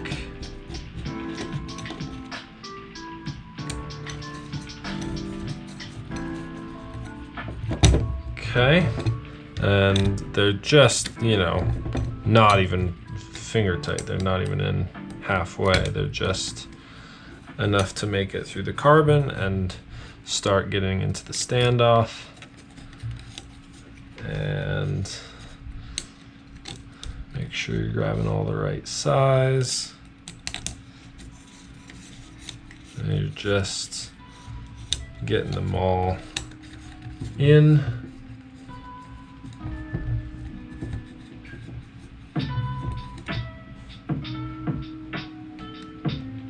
Idaho, nice. Yeah, it's crazy smoky here too. I'm in Colorado.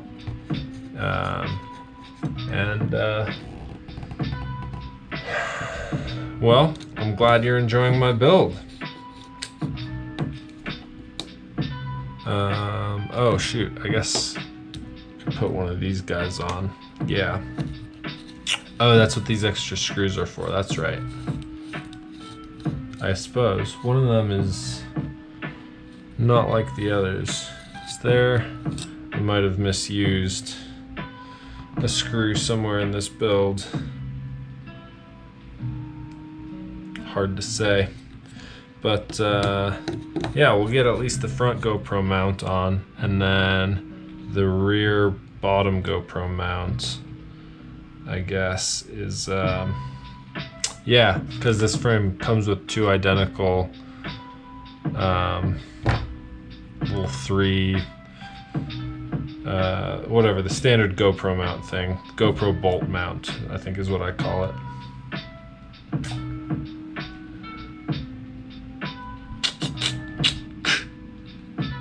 So we'll get these in, and this is a nice feature. Most frames use the first two sets of bolts to get the GoPro mount in, or first, yeah, sets of standoffs and bolts. But this has press nuts pre-installed in the carbon for the back of the GoPro mount to go into, and it has that on the bottom as well. Oh shoot. Yeah, has it on the bottom as well, but I used those. Has it on the bottom front and bottom back, which is very cool. So you can do a bottom front GoPro with kind of a downward angle if you're chasing some downhill sports, downhill mountain bikers, snowboarders, skiers, whatever, which I might end up doing this winter. But the tricky thing is, I did in fact already use those. Yeah, shoot, that's tricky. I already used those screws into the press nuts to M3 mount my 20x20 TBS 69, which is a super nifty piece of technology, and I'm super glad I got it installed in this build because it just made the whole thing insanely clean. Honestly, I think I already have Betaflight set up on this guy, like 90% of the way. I don't think I have flight, or I don't think I have my modes tab set up. So once I do that, well, yeah, I need to bind the receiver. And then once I do that, it should be ready to hover.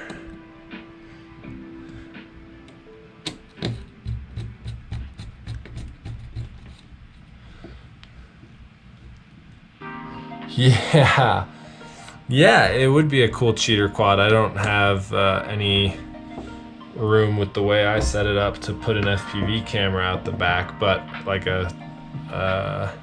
it's just a perfectly symmetrical frame front to back. So I think the bigger intention of it, more than like a freestyle cheater quad, is to be able to do GoPro up front with a matching camera angle, and then a GoPro on the bottom out back with an upward angle. Now this bad boy would surely get in the way of that view. There you go. But the GoPro mounted there, you can have, instead of you chasing a mountain biker, let's say, you have the mountain biker chasing you, and you get that kind of, you get the other view of that cinematic work. So but it's super versatile for that, because you can do there, you can mount it there, you know, back and front on the bottom, and then you can also do it there. And they send you two, so it's like, it's kind of supposed to carry more than one if you want it to, which, yeah, super interesting. Obviously very cinematic focused design, because if you've ever seen Blaster, Air Blaster, or now he just goes by Blaster, if you've ever seen his work, it's just nothing but cinematics. Source 1 V4 seems like a really solid frame. I think there was talk about the earlier versions having some resonance issues with it. But I think they fixed all of those, and so now it's just, yeah, a super cheap, super solid frame with tons and tons of options for, you know, every kind of 3D print you could ever want, because it's all open source, so people just download the files and make prints that go with it.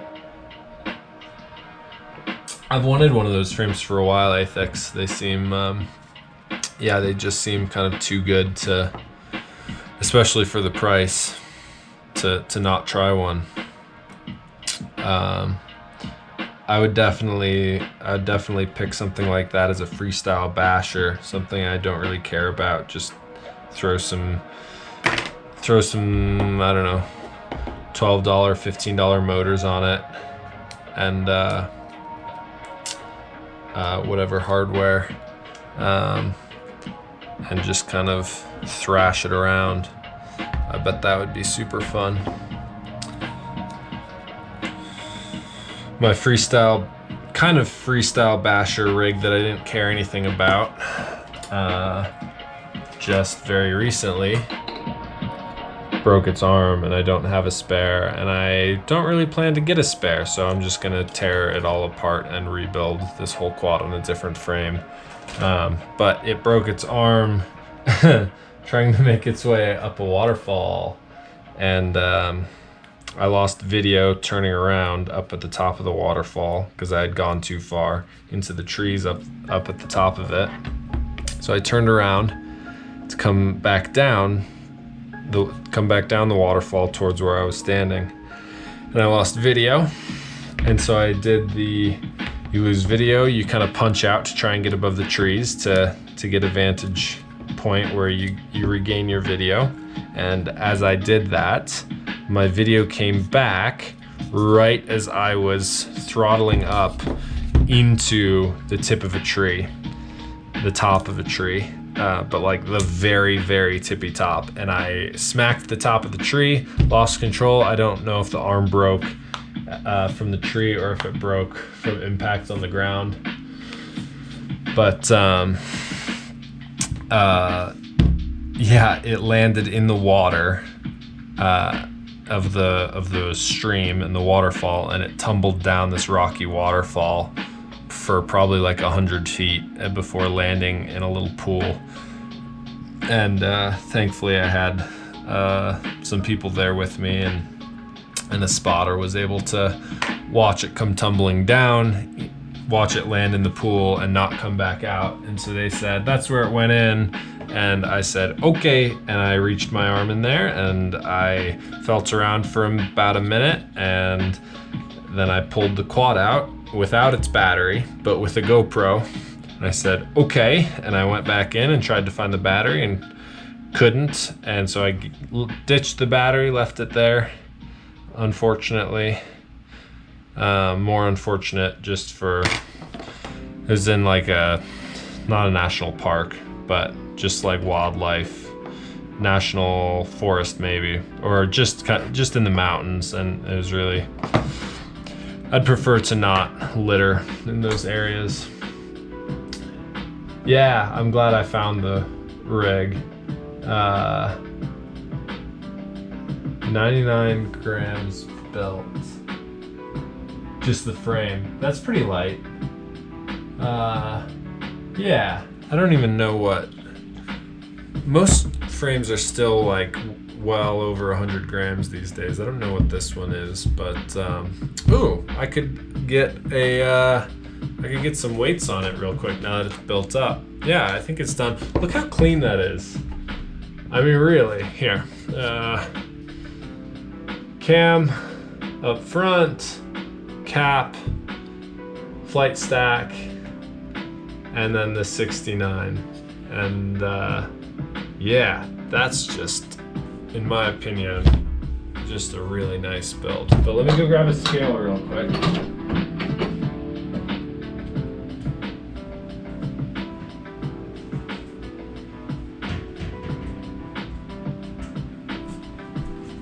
All right, let's see if you guys can see that. Oh yeah, perfect. Okay, so no props, but I can grab a bag of props somewhere. Okay, no props. We got 362 grams. That's pretty good. What am I missing? Anything? Props. 377. Here's what we're gonna do. Oh wait, that's only 3 props. Okay, but 3 props and the bag is probably pretty similar, right? I don't know. 2 grams. 3 grams. Okay, we'll call that even. So 3 props in a bag is about the weight of 4 props. Okay, so I want the all-up weight of how I'm likely gonna be running this thing, which is most often gonna be with a Tatsu R-Line 4S 1800 or similar 6S battery. So we'll do, I'll probably throw some Grip or a battery pad on here. Did it come with a battery pad? I don't think it did. Oh, it did. Okay. I'll probably just use the battery pad it came with. Very nice. Okay. Battery pad, props. Okay. And then, what is that? 583. And that'll have to be a GoPro 673, and it needs the little GoPro case, which I don't see one handy other than the one that this GoPro is in here. Oh wait, there's one. All right, we'll just get a proper weight on this thing. Yeah. Okay, so that's quad, props, battery. Yeah. And a GoPro in its case with a bolt for it. 708, 711. Call it 710. 710 grams. It's not light. It's not heavy either. I've definitely run quads quite a bit heavier than that, I feel like. 710. Let's compare that to my previous current freestyle rig. Is this GoPro? Oh, this GoPro doesn't have a battery. Whoops. All right, let's do that one more time. Damn it. I could just weigh the GoPro battery, which is what I'll do. 710. Yeah, come on. Really? Really? You're stuck. 24. So 735.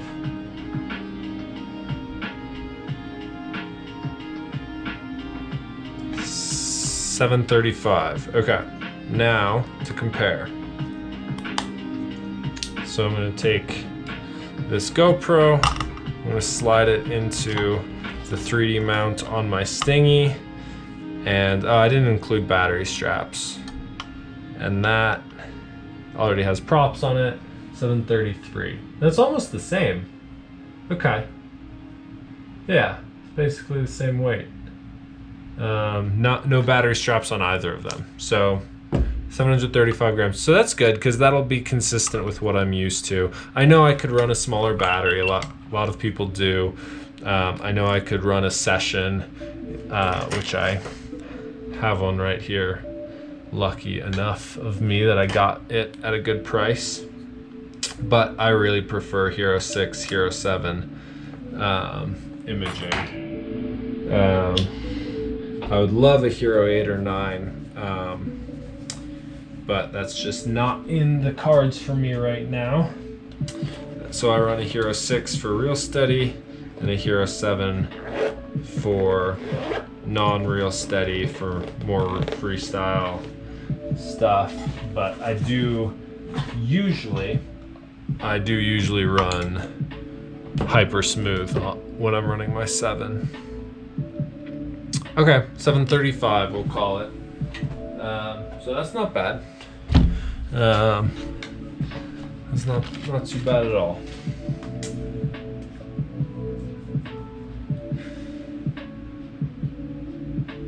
Yeah, I run 520 would be pretty nice. I know you can get down, like Ciotti always builds to like right at 600 grams with a battery and a session, but I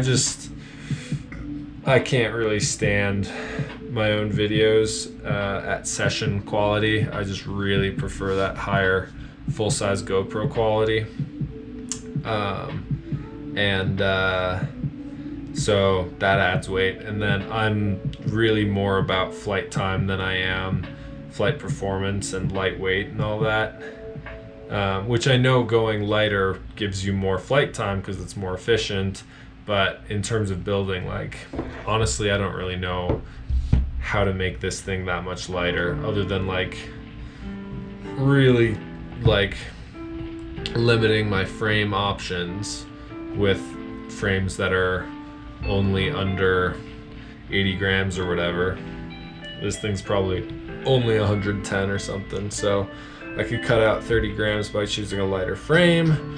I could go with a nano cam instead of a micro. I could go with a 20x20 flight controller instead of the 30x30. I could slim down on my antenna choice, but like the durability and performance that I get out of my the antennas that I choose is, I don't know. I make sacrifices to get the weight that I end up at, and I'm okay with all of those sacrifices, and I'm okay with the higher weight. So that's where we're at, and yeah, I'll go ahead and strap one of these Hero 7 mounts on and see what that's like. Never run one of these quads that take the full encased GoPro, which I know with like the Hero 8 and 9 that have the tabs built into the camera instead of having to run a case. I know it's like way better. And I'm sure I could 3D print a case that would just kind of wrap around the GoPro and could be lighter and all that stuff, but I'm just not. I just don't feel a need to make that happen. So I'll probably, for the time being, just run this hard plastic case that GoPro comes with, and go ahead and get this. Go ahead and get this sticky bit on. Wipe it down real quick.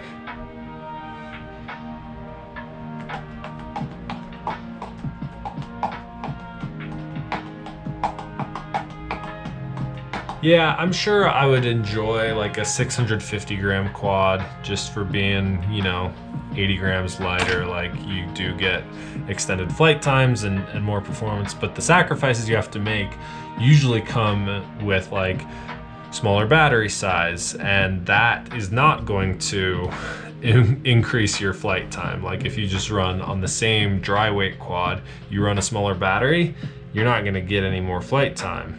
Like, you're running a smaller battery, so lower milliamp hours, like, it's just gonna be less flight time most of the time, until you start getting into like lithium ion cells, which this guy's a real chonker.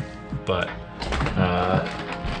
you know, on a 4S 18650, I can get 9 minutes of cruising on this guy, which is pretty nice for being about the same weight as like the freestyle packs that I run.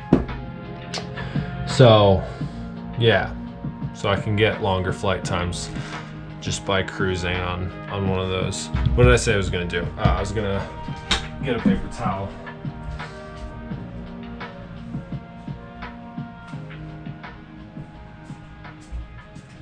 I'm just gonna use some isopropyl alcohol. Yeah, you can cut some weight, but yeah, like I was just saying, it's tricky to find the balance of like, if you're just doing strictly freestyle, then cutting weight can help a lot for a number of reasons, but I don't do that much like raw freestyle, so I don't really see the point in it. Now, where's this supposed to end up? I feel like there, but then it covers up the logo, which that's kind of lame, right? But that's got to be right. No? I've got pictures pulled up. The 250 looks like a cool frame. I would consider either the 250 frame or the here.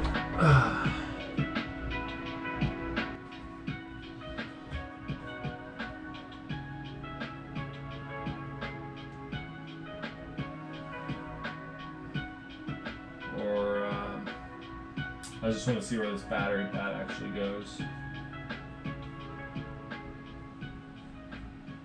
Oh, it doesn't cover up the logo. Okay. Alright. Or the Recon 5 long range frame, which I think you can get from his website, which is cool. Yeah. So, oh man, 44 bucks for the frame. That's actually really nice. I would love to get one of these for some lightweight, long-range cruising. I feel like if you're going to go lightweight, I'd prefer something that's kind of more dead cat like this, with the motors kind of swung back. The 250 sacrifices a lot of weight, doesn't gain much durability, and doesn't gain much in the way of like cinematic or long range properties, which I definitely prefer having those in general.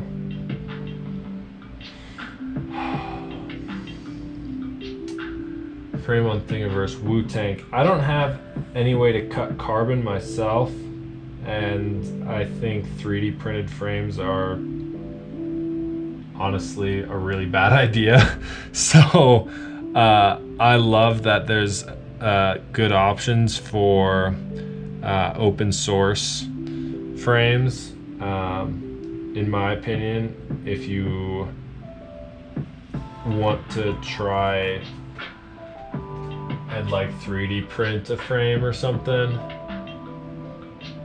what's cheaper? Oh, the Reckon. Yeah, he's doing a ton of cool stuff. I've been kind of following him since the since I learned about the Flywoo Explorer, which is his design essentially. Dave C is the guy who does that store and those frames, and yeah, he's kind of the guy who originated the 4-inch micro long range class, or at least popularized it. See, this is dumb. Like, that seems like the right placement, but it's totally crowding those bolts. I'm gonna back them out, get the sticky pressed on, and then I'll let the bolt chew into it instead of having the sticky interfere. Yeah, I just don't have any way to cut carbon myself, but that does seem like a great idea. The concern I have is I've talked to a lot of beginners who see frames on Thingiverse and they think, oh, I'll print it. And they do, and it's just an awful experience. So I'm just hesitant to recommend anything on Thingiverse. But I do like the idea of people who have the capability to cut their own carbon being able to do so with good designs. Like, we need more open source good designs, I would say.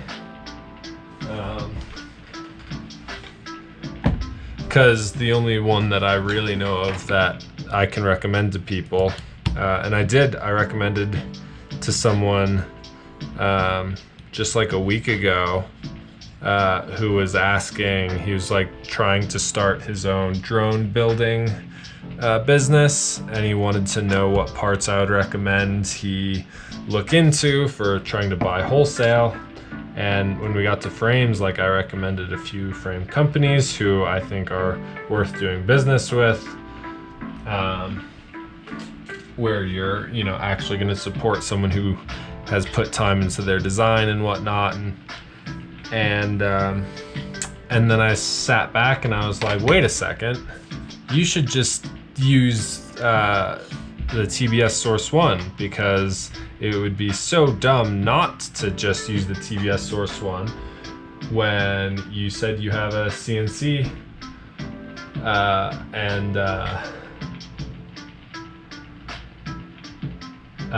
he said he had a CNC, and I was like, well, if you've got that, like, there's no reason to not cut your own frame. You'll save a bunch of money. And yeah, so I ended up making a strong recommendation for the Source 1.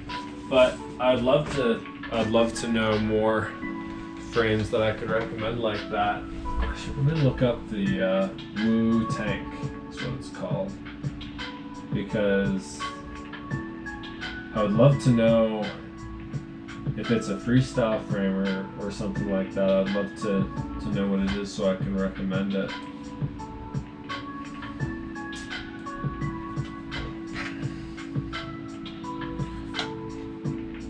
Wu tank. Get you guys. Maybe I have heard of this. Oh, micro freestyle. Cool. Let's see what we got. 525 wide X, 6-inch, 5-inch dead cat. I love that. Lots of options. And it looks so lightweight. Fascinating. DJI, yep, can fit a Vista. And there's the cam. Oh, interesting. Wait. Split deck, okay, yep, yep. Cool. I love it. And then, yeah, like standard GoPro mounts, Insta360 mounts. There you go. Very cool. Yeah, this is great to HD capable, but I guess you could also run analog on it. Here we go. Evolution of my previous design. 5-inch frame is 65 grams. Dang, slightly heavier than the 250, but more durable and less prone to vibrations. Good to know. So, okay.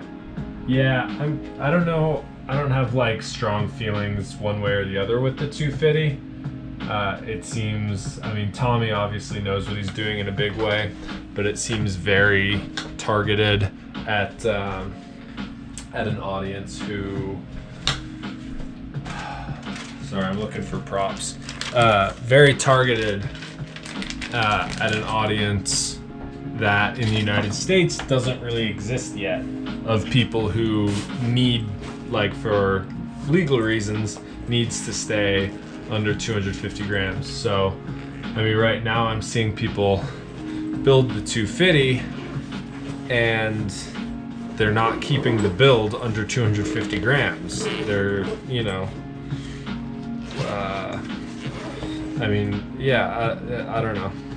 I just don't see the point in that. Like, I think if you're going to go for lightweight, then I don't know.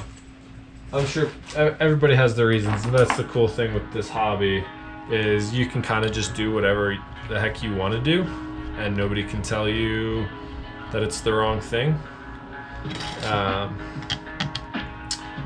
And I think that's great because, yeah, there literally are no wrong answers in this hobby. Well, that's not entirely true.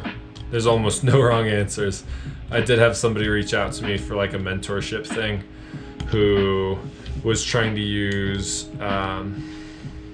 what size motors? 2218 sized motors for a 5-inch. They're like, it's an airplane, it's an RC airplane motor. And he was trying to use it for a 5-inch because they were cheap on Banggood. And he already had ordered them, and I was like, dude, like, I know you spent what, like 45 bucks on these motors because they're super cheap from Banggood, but there's no use. You're not gonna get any use out of them in a good way. And I don't know. He didn't seem to understand that. So that's the wrong answer. But other than that, like,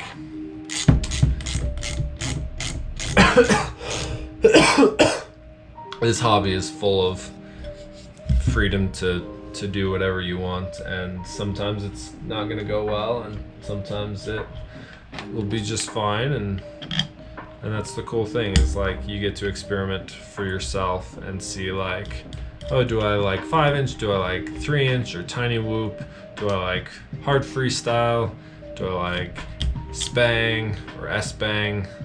Do I like long range? Do I like racing? Like, I've gone through a ton of those phases, and yeah, like, there's no wrong answers, man. It's a great hobby for that reason and many others.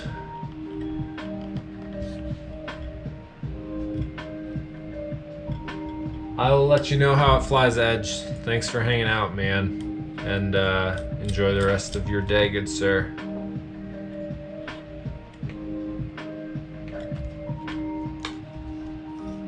Yeah, Athix.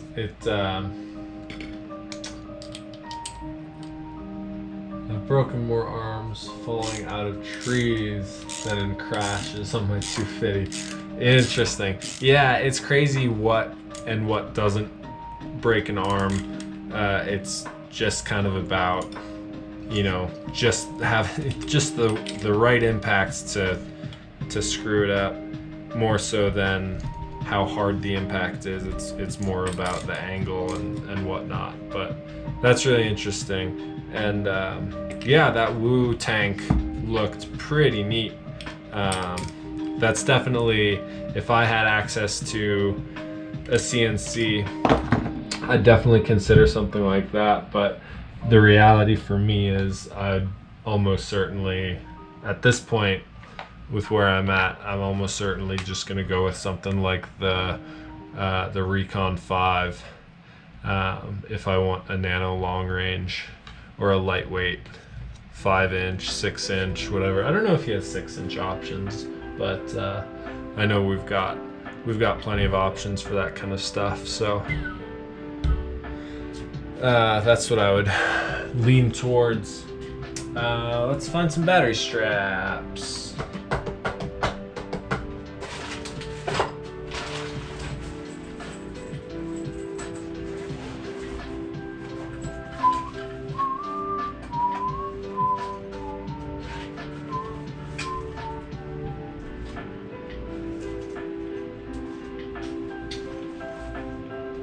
Come on. Really?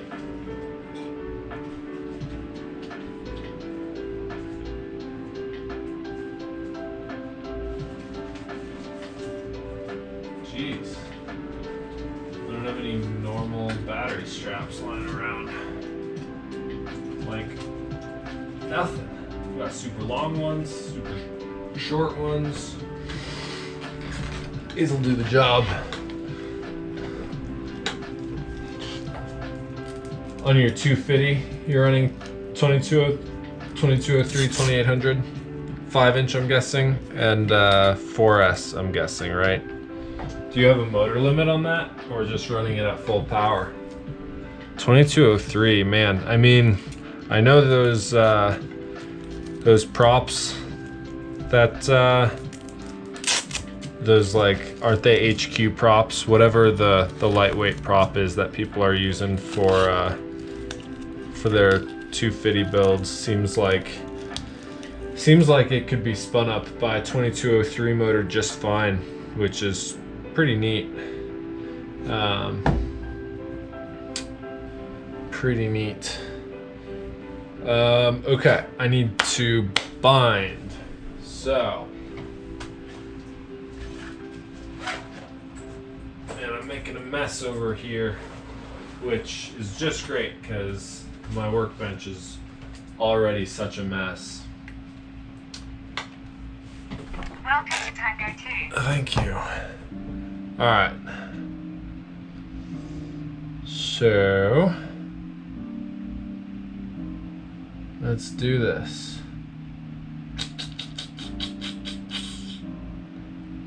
Sorry, I'm getting sidetracked.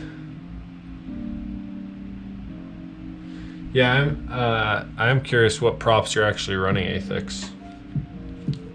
No, I'll do a normal freestyle battery. Let me check the voltage on it, I guess. Battery checker. The Gem fan. Yeah, 4S. All right, 5143s. 5143 tri-blades or bi-blades? I don't know the world of Gem fan props super well. And 650 HV. Yeah, man, 650 mAh on a 5-inch is just crazy to me on 4S. Like, I don't know. I mean, obviously it makes sense for trying to go lightweight. Like that's the whole deal with it, obviously. But yeah, it's just not something I've ever really done. The closest thing I've done to like a lightweight rig is like lightweight 7-inch, which is the same weight as my freestyle 5-inch quad, so it's not actually lightweight.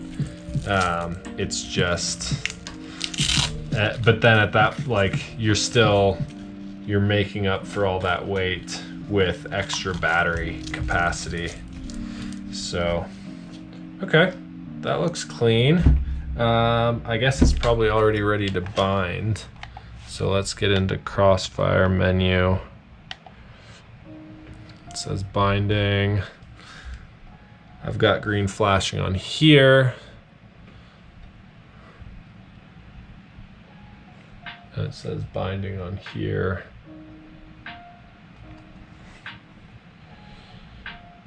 Give it a second. It's not binding yet. I'm going to separate them a little bit just in case it needs that space. Sometimes it doesn't work if it's right next to each other. I'm going to power cycle the drone real quick, see if we can get it back into binding mode. We do have flashing green on the RC side. Okay, well, that's fun. And it doesn't want to bind immediately. I don't see a bind button either. Or wait, there's not a USB either, so you can't get it into, is there a USB? No. So you can't get it into,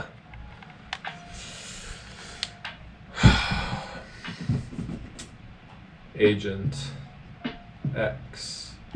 I turned down my power so I don't burn this guy out. Okay. Binding. Let's try this again. Flashing green and flashing green.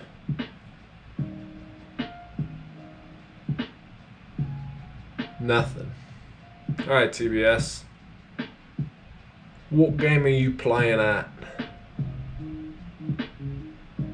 Huh?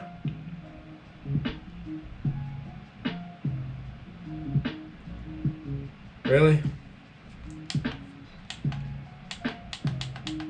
I'm gonna power cycle the Tango. Not that that is likely to do anything. Welcome to Tango 2.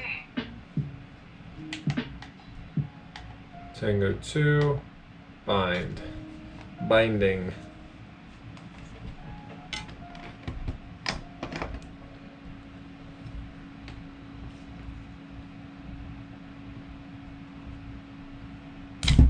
Tri-blades, yeah.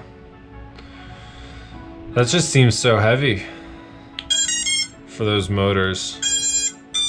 Just the standard Gemfan 5143 freestyle prop.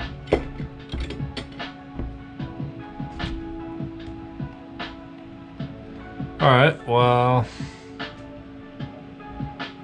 this ain't binding. Oh, wait. I need to update. Dang. Okay. Yeah, that's right. This doesn't work on anything but like the latest version. That's right. I remember now. What data USB cable do I have here? Only the one that's currently charging this camera. So it shouldn't power down, but I do have to steal this. And this comes over here. Sorry, I'm like working under the desk to pass cables around real quick.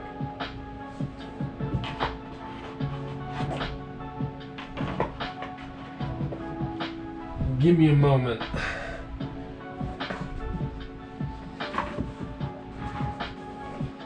Okay. Okay, and this gets plugged in here. And this actually gets plugged in here.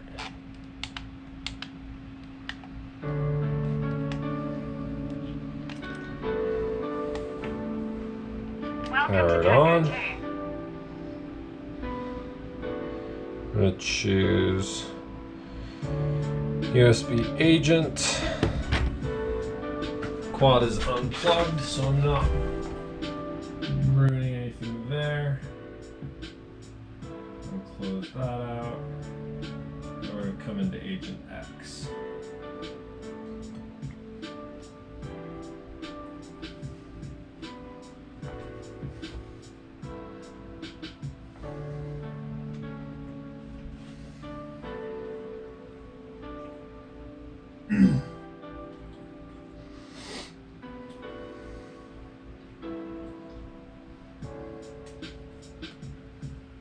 I'd love to sync these guys up. In fact, I think that's what I'll do.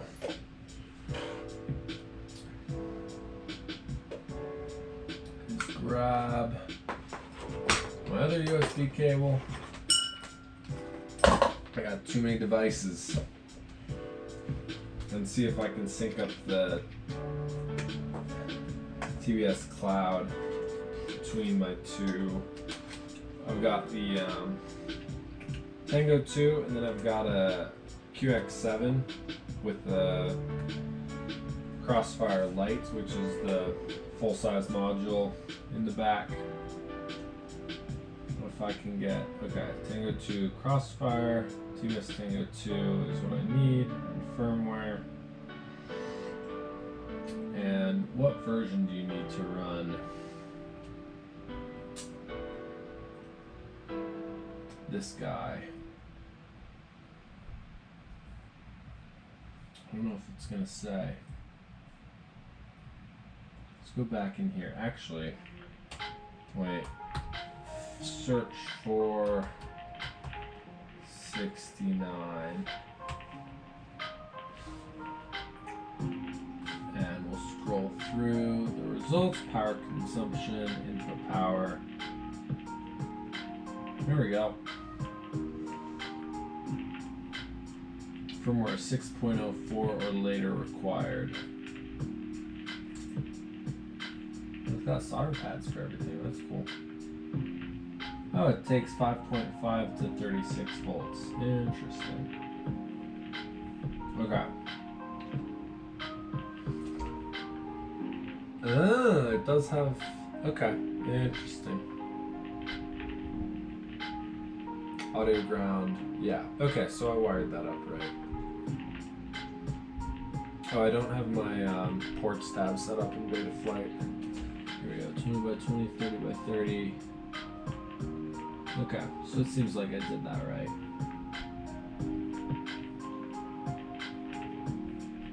Okay. So what was I looking for? 6.04. It's weird because these are labeled. Oh, Freedom TX. That's not what I need. I need the Crossfire version. There it is. Tango 2 Crossfire. What? 6.04 or later required.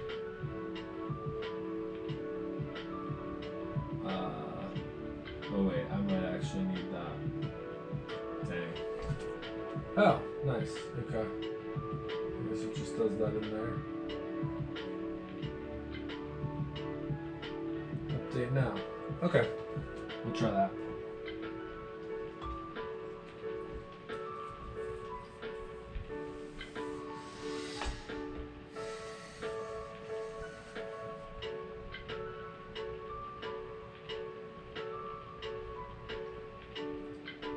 Let's see if that worked.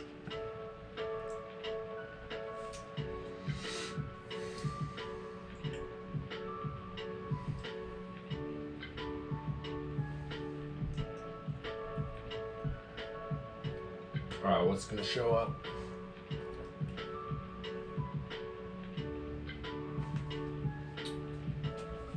everything's showing up as live and online. Okay. TBS Tango 2. I could update my Freedom TX. I don't feel the need to do that right now.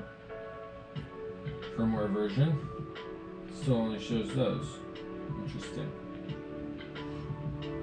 Currently down here, I don't know which version was having issues currently. And why does it say 6.04 or later required when I can't even see that version?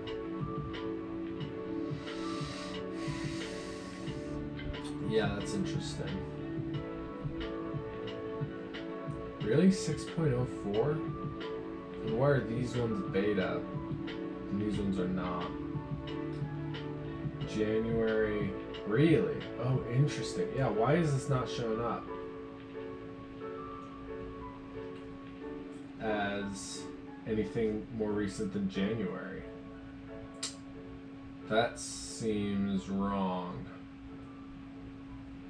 Okay. Interesting.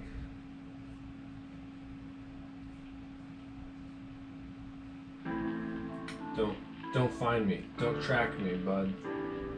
Whoever's watching this. Okay.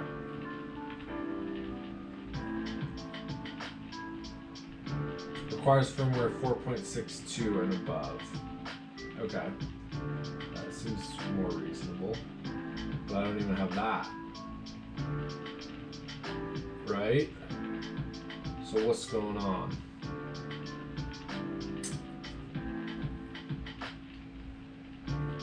Where do I find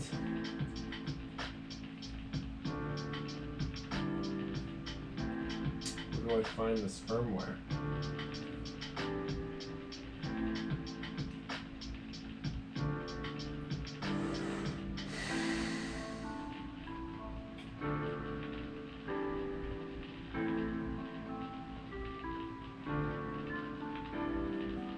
Maybe I need a newer Freedom TX. I'm figuring this out. I haven't really messed with my Tango 2 in a while, so let's go to the Tango 2 firmware. Let's throw this up to the latest. Because I don't even know. I'm on 1.01. Yeah. I bet that'll make a difference. So let's go ahead and update that. That's going to show up on the Tango screen.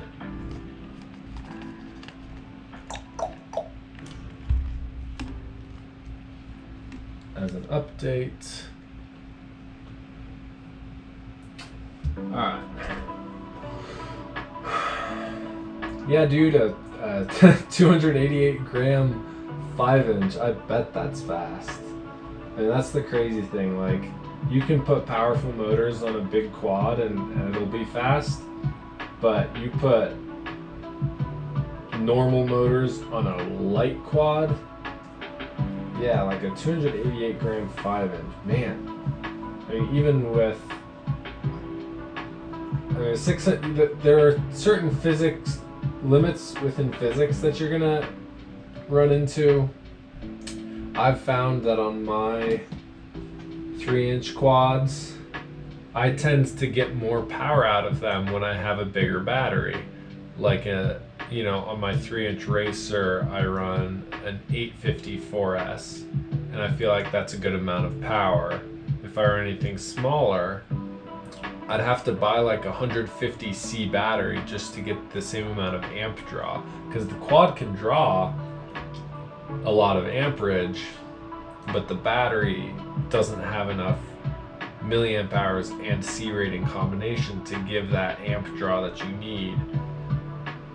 On my Cinewoop, I find that running that same 850 mAh battery doesn't even give me enough amp draw, and so I have to go up to like a 1300 milliamp hour battery to get the kind of amp draw, or like a 1000 or a 1300 milliamp hour battery to get the kind of amp draw that I like on 4S. How's this update doing? Restarting device. Yeah, because everything's just a little different. And so, yeah, I typically find that running a bigger battery just gives you that extra oomph, and that's why a lot of times, like, I will gladly go with a larger battery instead of lighter weight, because of the extra punch you get from having a bigger battery.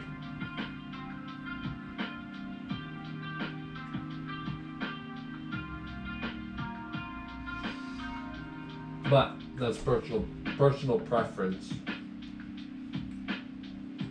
And like I was saying earlier, there's no wrong answers. It's a hobby. There really are no wrong answers. Okay. The device does not seem to be restarting. Are you good?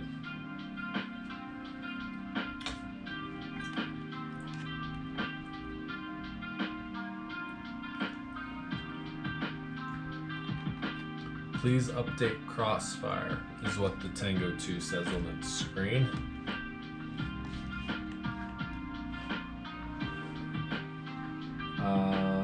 I'd hate to back out of this. Yikes. Okay, now I'm scared.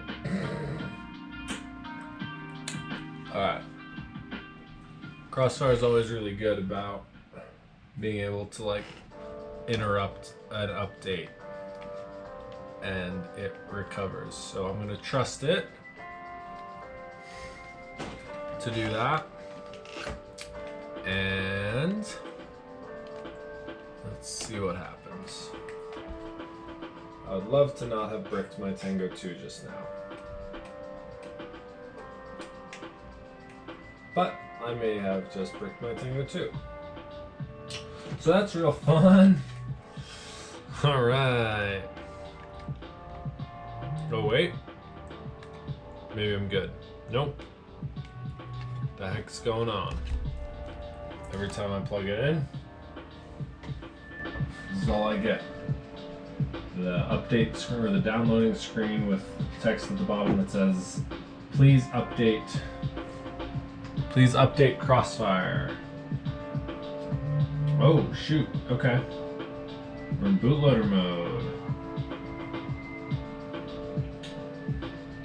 Let's see if it'll let me do this. Even though this is not a high enough version for what I need, apparently.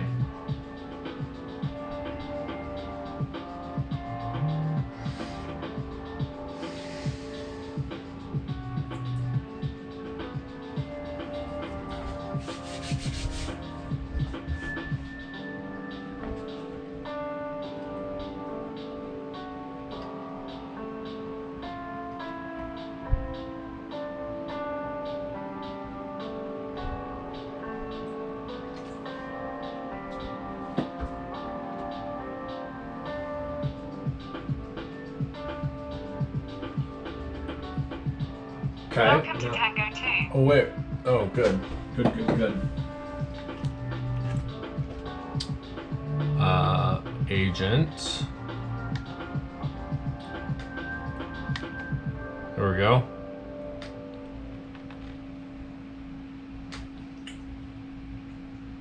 Restarting device.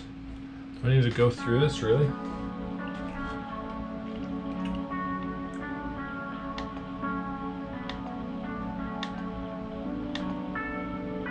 How do I get through this? Page.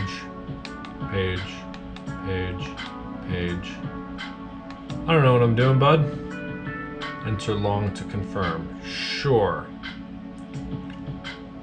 Jeez. Seems like it's freaking out.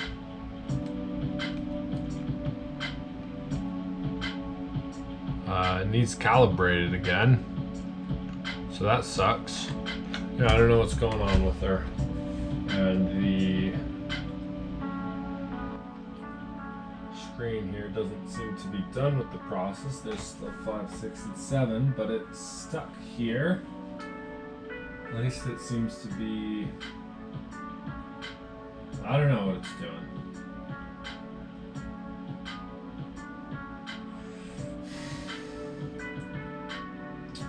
says it's on 4.11, which is what I just tried to get it to. So apparently that worked, even though it never said complete. So now if I just go to the Freedom TX, it says 1.30. Okay. So apparently I did it all right, but it doesn't seem like it. How about Tango Wi-Fi? Anything I can do here? No. It's online though. 1.30, 411. Alright. I'm gonna unplug this. Tools, TBS Agent Light. Oh, nice. I have Agent Light now. That's cool. I did not have that before. So that's a good thing. Let's go into Model Select, see if it kept my old models. Seems like it did. Select model. It wants me to update the SD card.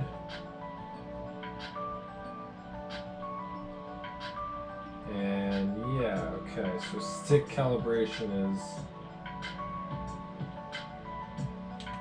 not right. Okay, yikes. Let's see.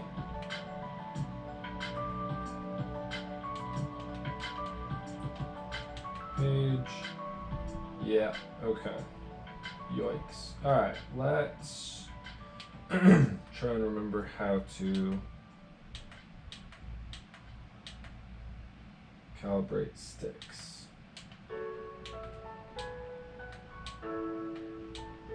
No? Where do I calibrate sticks?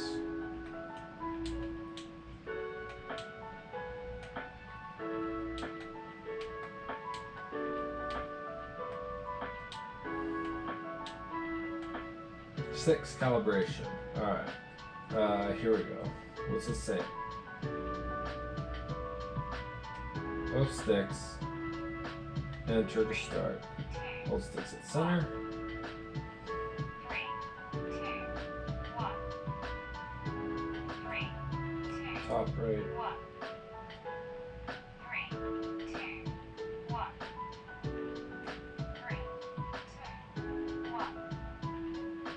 3, 2, 1. 3, 2, 1. Sorry, I'm stuck in this. Hold on. 1. 3, 2, 1.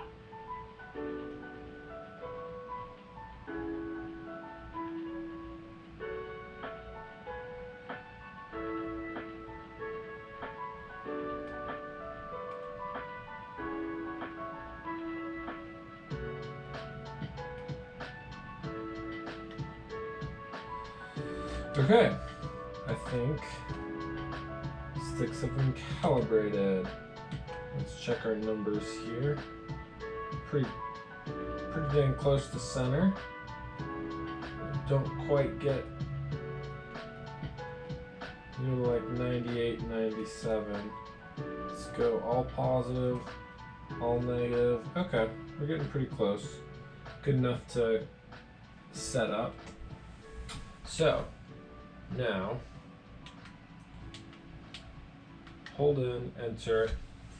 All right, I'm gonna learn how to use.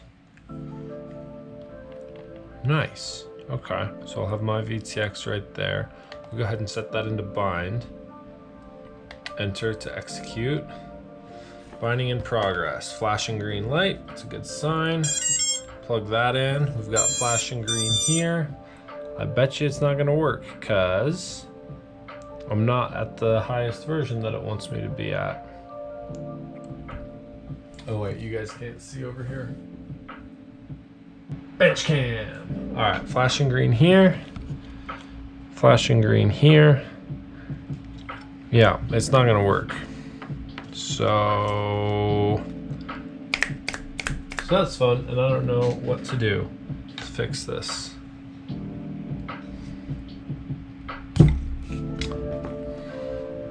So, cancel this, exit to close.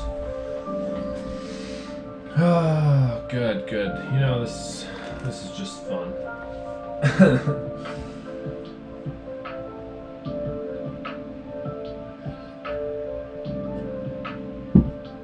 You know, I want to see that Apex. I do want to see that.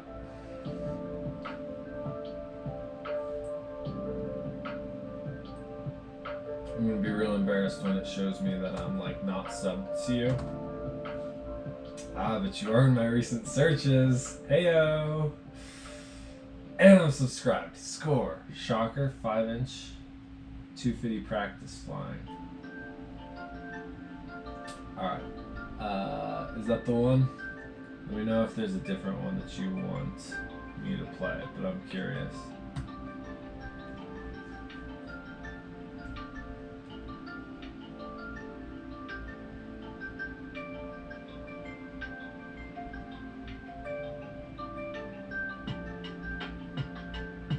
But things like, it's, oh boy. Seems to be carrying momentum better than I would expect. You can still tell it's pretty floaty. But yeah, I mean on the power loop there, like, could you have gotten it around? Yes, but you would have had to stay on power the whole time in order to make that happen. That's interesting. I mean, it's very powerful and floaty and fast, and like you're getting over these big trees like with ease, like you're just throwing yourself up. Like you can tell this thing's got power, and it's so lightweight that it doesn't take any throttle to like. That's interesting because it is flying like a micro or like a toothpick, but it's moving over these large spaces and around these big trees way better than a micro would. It's an interesting dynamic. Yeah. Man, very cool. Very cool example of what you can do with different types of quads. Okay. So I'm gonna try and download this and make sure I'm on Agent XV2. Yeah, let's just make sure everything's up to date because apparently it's not.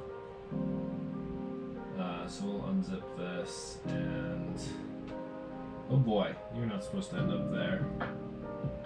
Downloads. Previous 7 days. Is that right? Yeah, I guess it doesn't think it downloaded today. That's weird.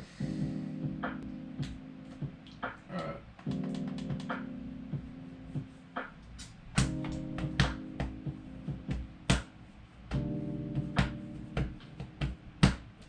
I probably won't get this thing out flying today, but I will I'll do a hover test in here at least. Replace. Oh, because it's open.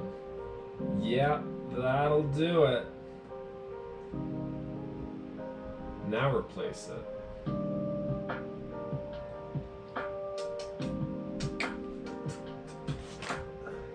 Yeah, Apex, that's a cool video, man.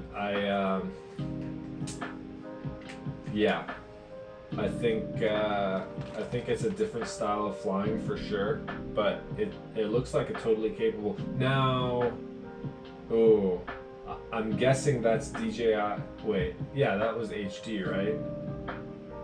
I'm guessing that's DJI DVR off of a Vista, Crossfire, VTX. Wait, Caddx Ant. I see. You've got one of those HD split cams, right? The Caddx. Wait. No, the Caddx Ant, is that an HD? How are you getting HD? Yeah, that's just an analog cam.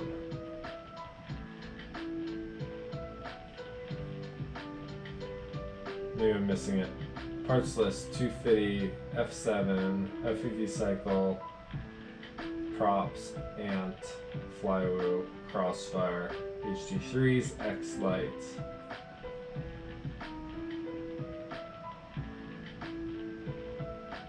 Is it a session? Or a naked GoPro? Where's the HD coming from? Looks like a session 4, maybe 5, or like a Runcam 5 orange. Insta360, there you go. That makes sense for the weight. It would have to be either a 360 Go or a naked GoPro, I guess. I already dragged that over, didn't I? Wait. Is this it now? Am I done? Open. I think I'm done. Close those. Let's see what we get. Loading cloud profile. I'm going to get the Tango plugged back in. And it's going to give me USB agent as the option. Okay. So, now. Tango is online. Oh, Crossfire is online. Tango Wi-Fi is online. These are not showing as online yet. Let's go in here. Firmware. Says it's on the latest as of just last month, just like a week or two ago. Okay, so now Tango 2 Crossfire. Still just 411. Now what am I doing wrong? Do I need to turn on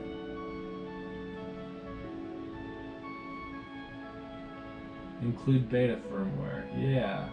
Update agent X. Reload products firmware. And I've got beta on. Tango 2 Crossfire. Firmware 411. That's the latest.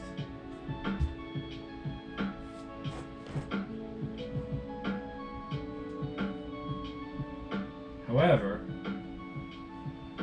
this bad boy, here it says 6.04 or later required. Elsewhere, it says something different. Where was that?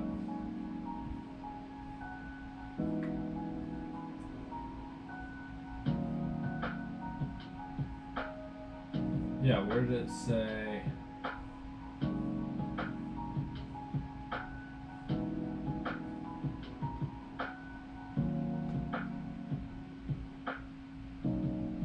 Where was I looking that it said? Oh, it was the product page for it in here. Okay, so I have the latest version. Crossfire, receivers, Crossfire 69, Unified Pro. Okay, let's try this again. Integrated VTX. Dedicated low noise power supply for receiver and video transmit. Oh wait, no, yeah.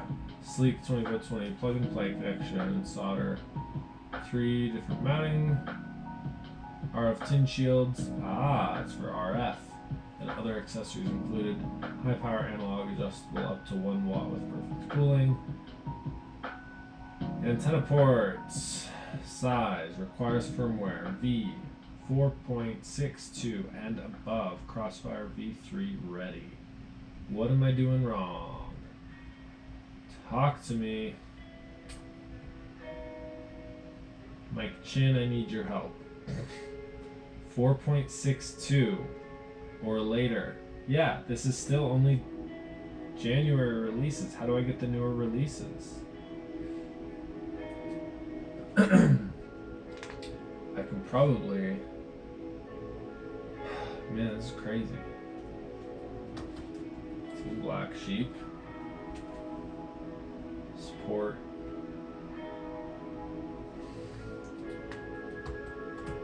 69. Actually, wait. Yeah. Let's try that. No results found. Okay. Up.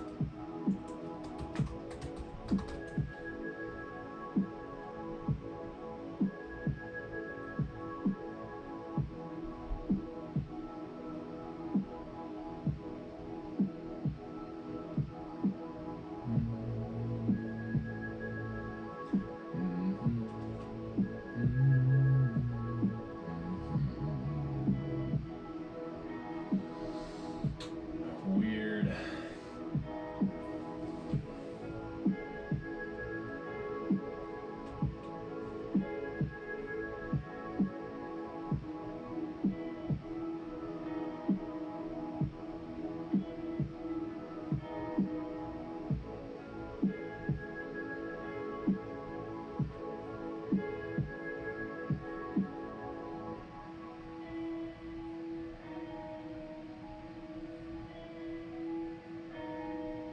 Latest version, current version, 3042.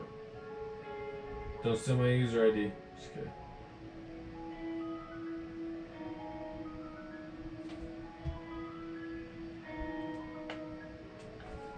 Yeah, I remember the V1's lighter than the V2. That's pretty nice.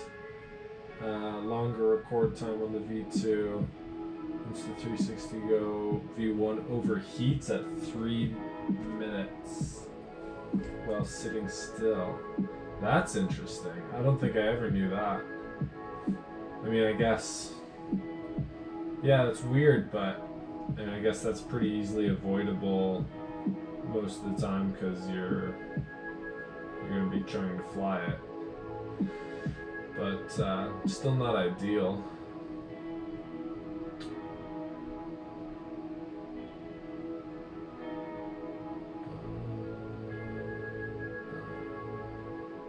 Updating Agent X. Okay. Let's try to close it out. I think I don't need that. I think I don't need that.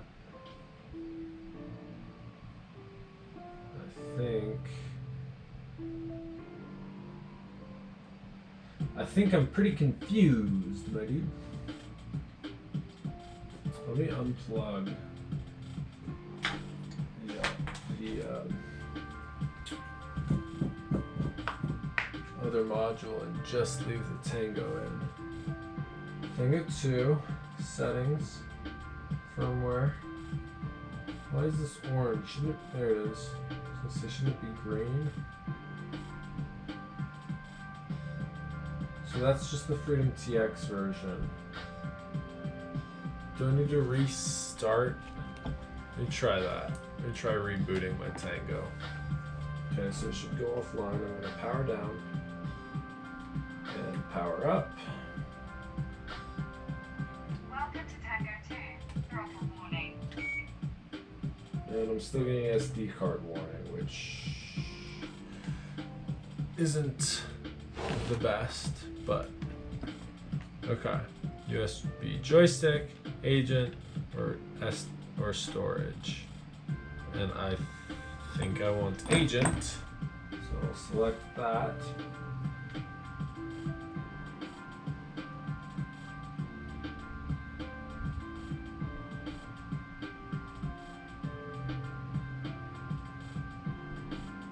$411.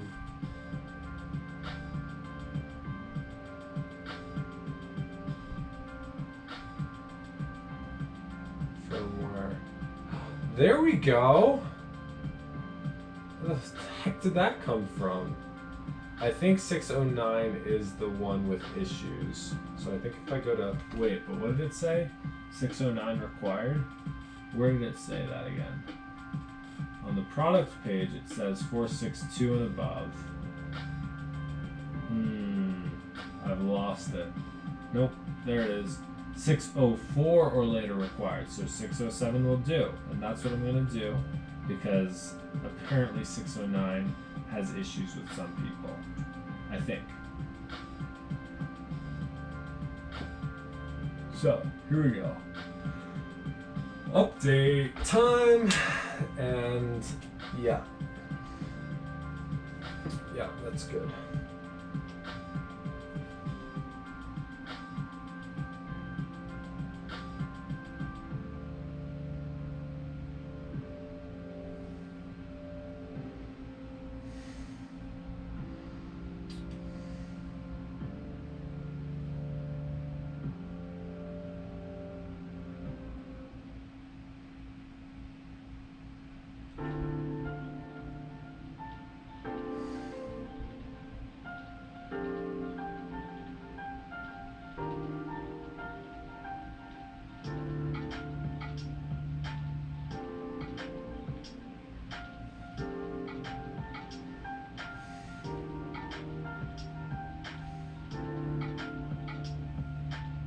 Welcome to Tango 2.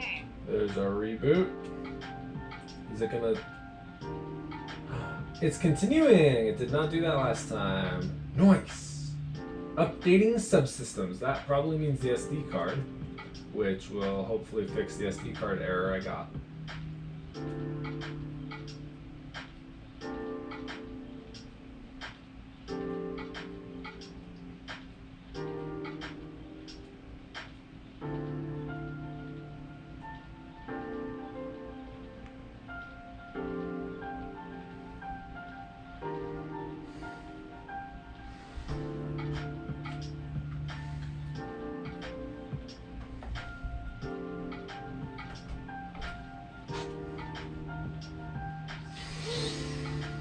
Oh, don't you just love this?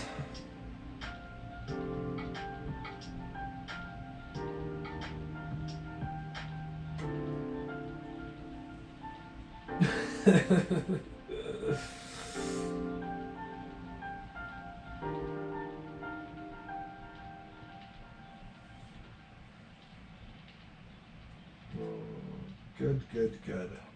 Almost there.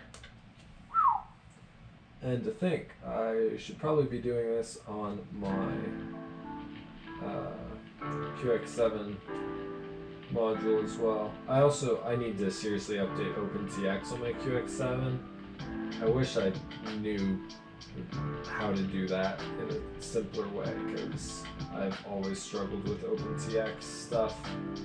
I know it's like the easiest thing, but I literally, all I ever do to like set it up in the radio itself is I just follow tutorials on YouTube. And I'm sure there's tutorials on flashing OpenTX on YouTube, but I'm also positive that they're like 5 years old and everything probably looks way different, which is okay, but not the most helpful thing in the world. All right, just 2 more percentage bars. Oh, it's dinner time. I might shut this down and go eat some food, or I don't know, just kind of kick back for the rest of the night. I've been pretty productive for the last 3.5 hours in a very chill way, but still feels productive.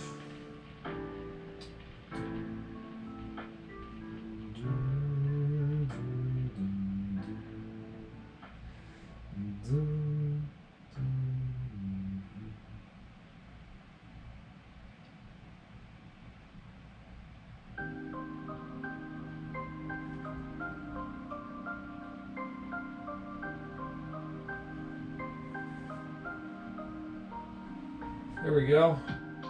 Complete. Love that.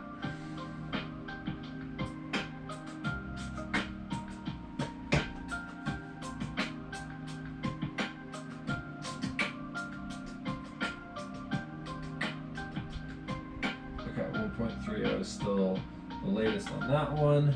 gonna go ahead and plug this guy back in and see if I can get it onto the same 6.07. Does that be nice? Everything nice and easy.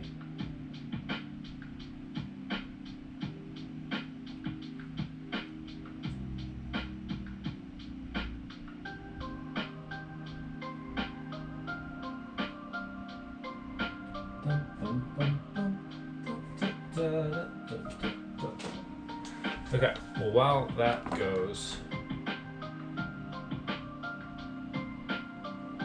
I bet you I can unplug this. We'll let that run in the background. We're gonna come back to bench cam. I'm kicking around my multimeter on the ground. And here we go. Agent light, crossfire, bind, green flash. Let's go.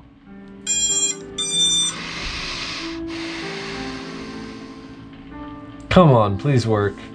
Don't tell me I need 609.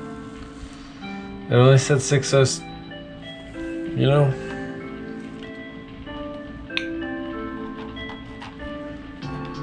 We're gonna move this away to the other room real quick.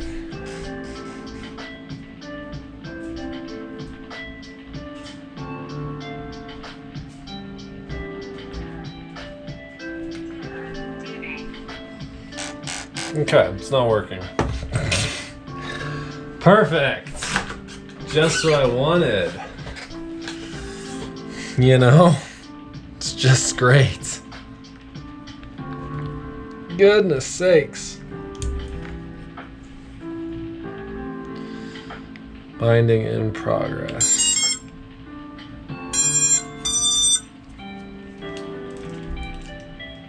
What do you want from me?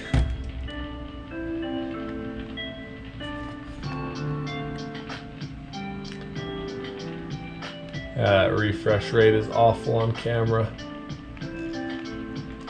All right, well, it's not working. So I guess update to the latest version. Which that's crazy, man.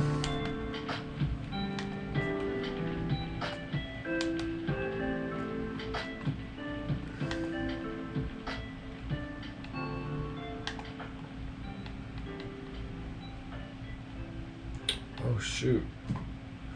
Oh, interesting.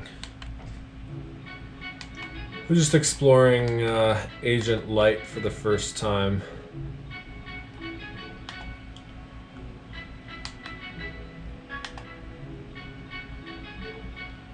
It's got some cool stuff. I'm really excited for the My VTX stuff. Or Video TX. Interesting.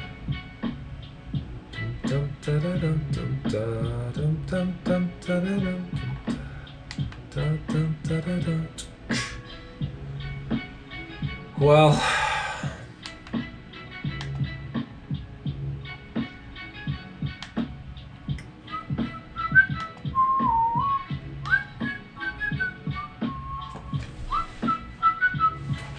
okay, setting the radio on the other side of the room. I'm gonna try this one more time. Green flashing, binding in progress.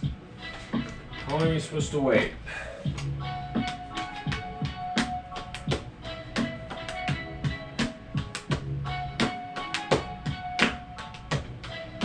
It always tries to update firmware by now, so I'm pretty sure it's just not working.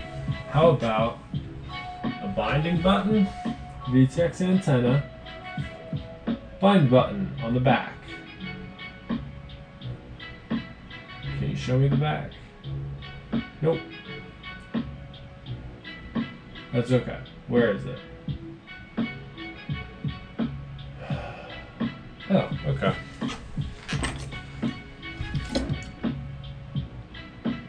Somewhere back here.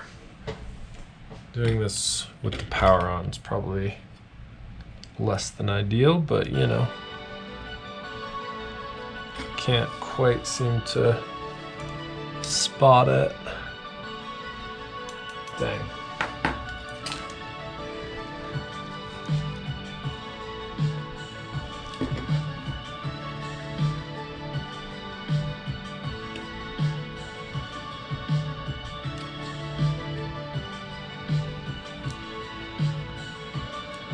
Yeah, where's the bind button?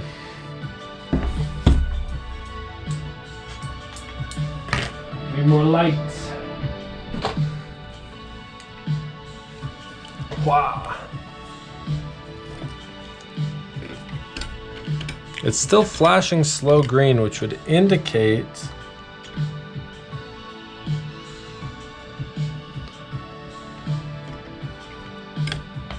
that it's in binding mode. However, is that it right there? Okay, that's it.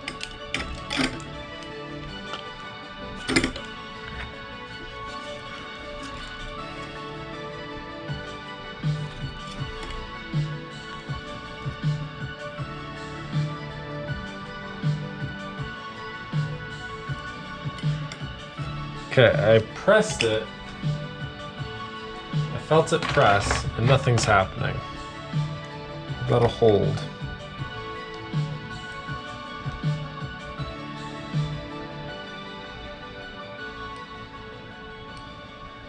Okay, I'm holding it.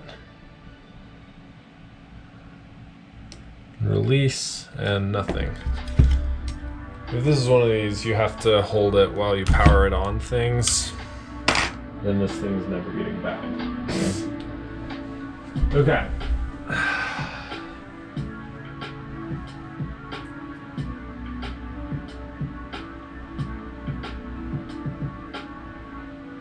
So apparently this guy's not done yet, but it's also not going anymore because it says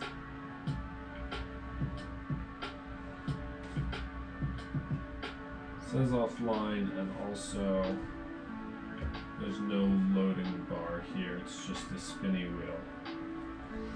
So that's good. Again, TBS is good about having their devices fall into a bootloader mode, so this shouldn't be a problem if I have to unplug it, but it's always a little scary.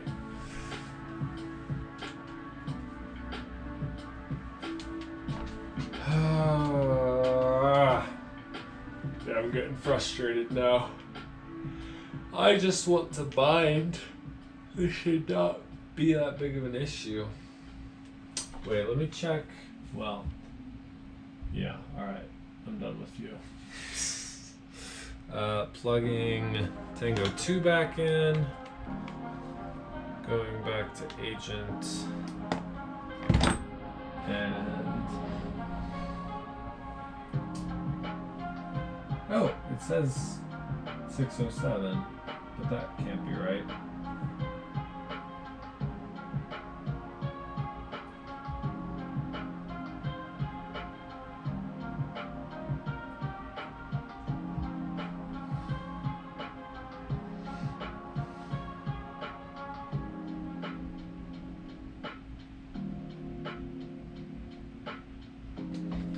Let's try this.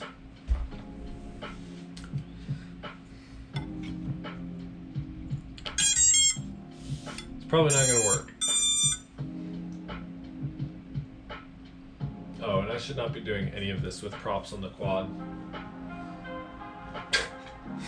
But I have props on the quad, so eat my shorts. Alright, that's not gonna work. So update. This is crazy, man. This should not be this difficult. This has never been this difficult for me.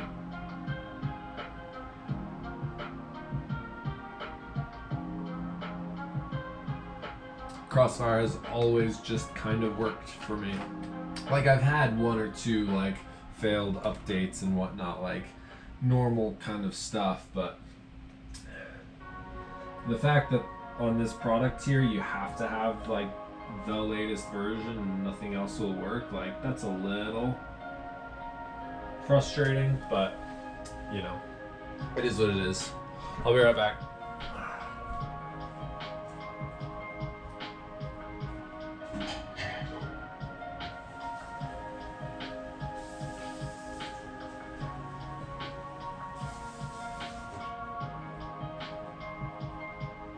Welcome to Tango 2.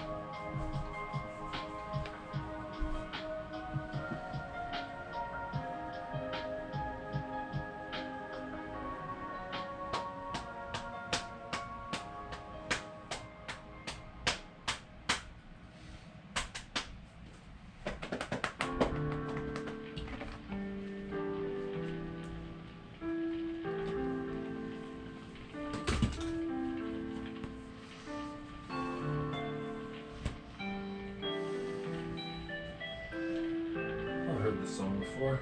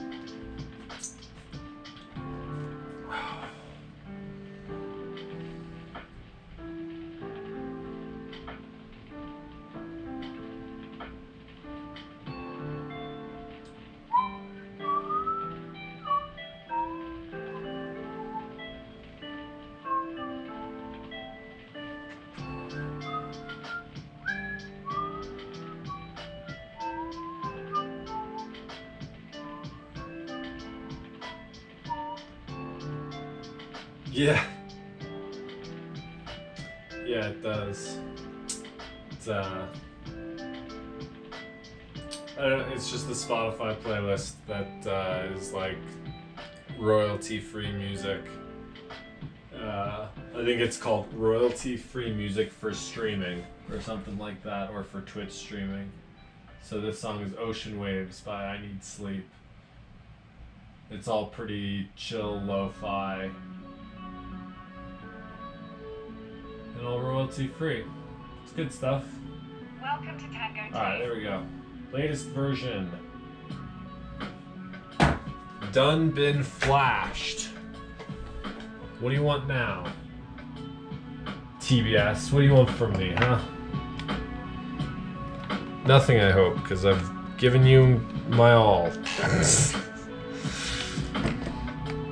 Alright, Agent Light. Tango 2. Nope, I'm not gonna do it. I'm gonna power cycle. Even though it already did, I'm gonna do it again. It power cycles as a part of the update process. Welcome to Tango 2. It's gonna give me a throttle warning.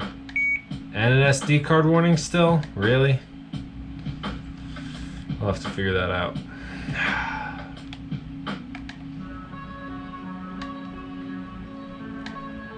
Bind.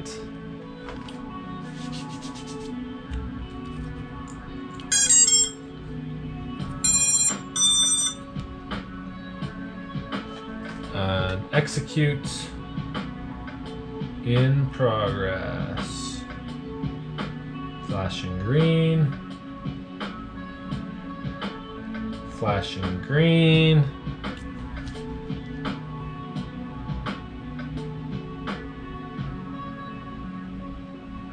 Flashing green.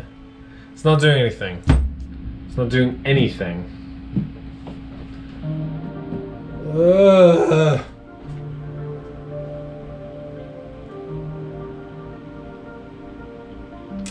Alright, well, quad's been built. It's probably the cleanest build I've ever done. I know at least one of these motors is pretty jacked up. But yeah, I expect this thing to fly pretty well anyways. And I was excited about that, but now I am sad. So I might keep working on it for a minute. I'm gonna go ahead and call the stream there, and thanks for hanging out. Especially you, Athix. Much love, man, as always. And wallet and soul is all. Trappy doesn't ask for much, just your soul and your wallet, and a lot of your time and your undying devotion. That's all.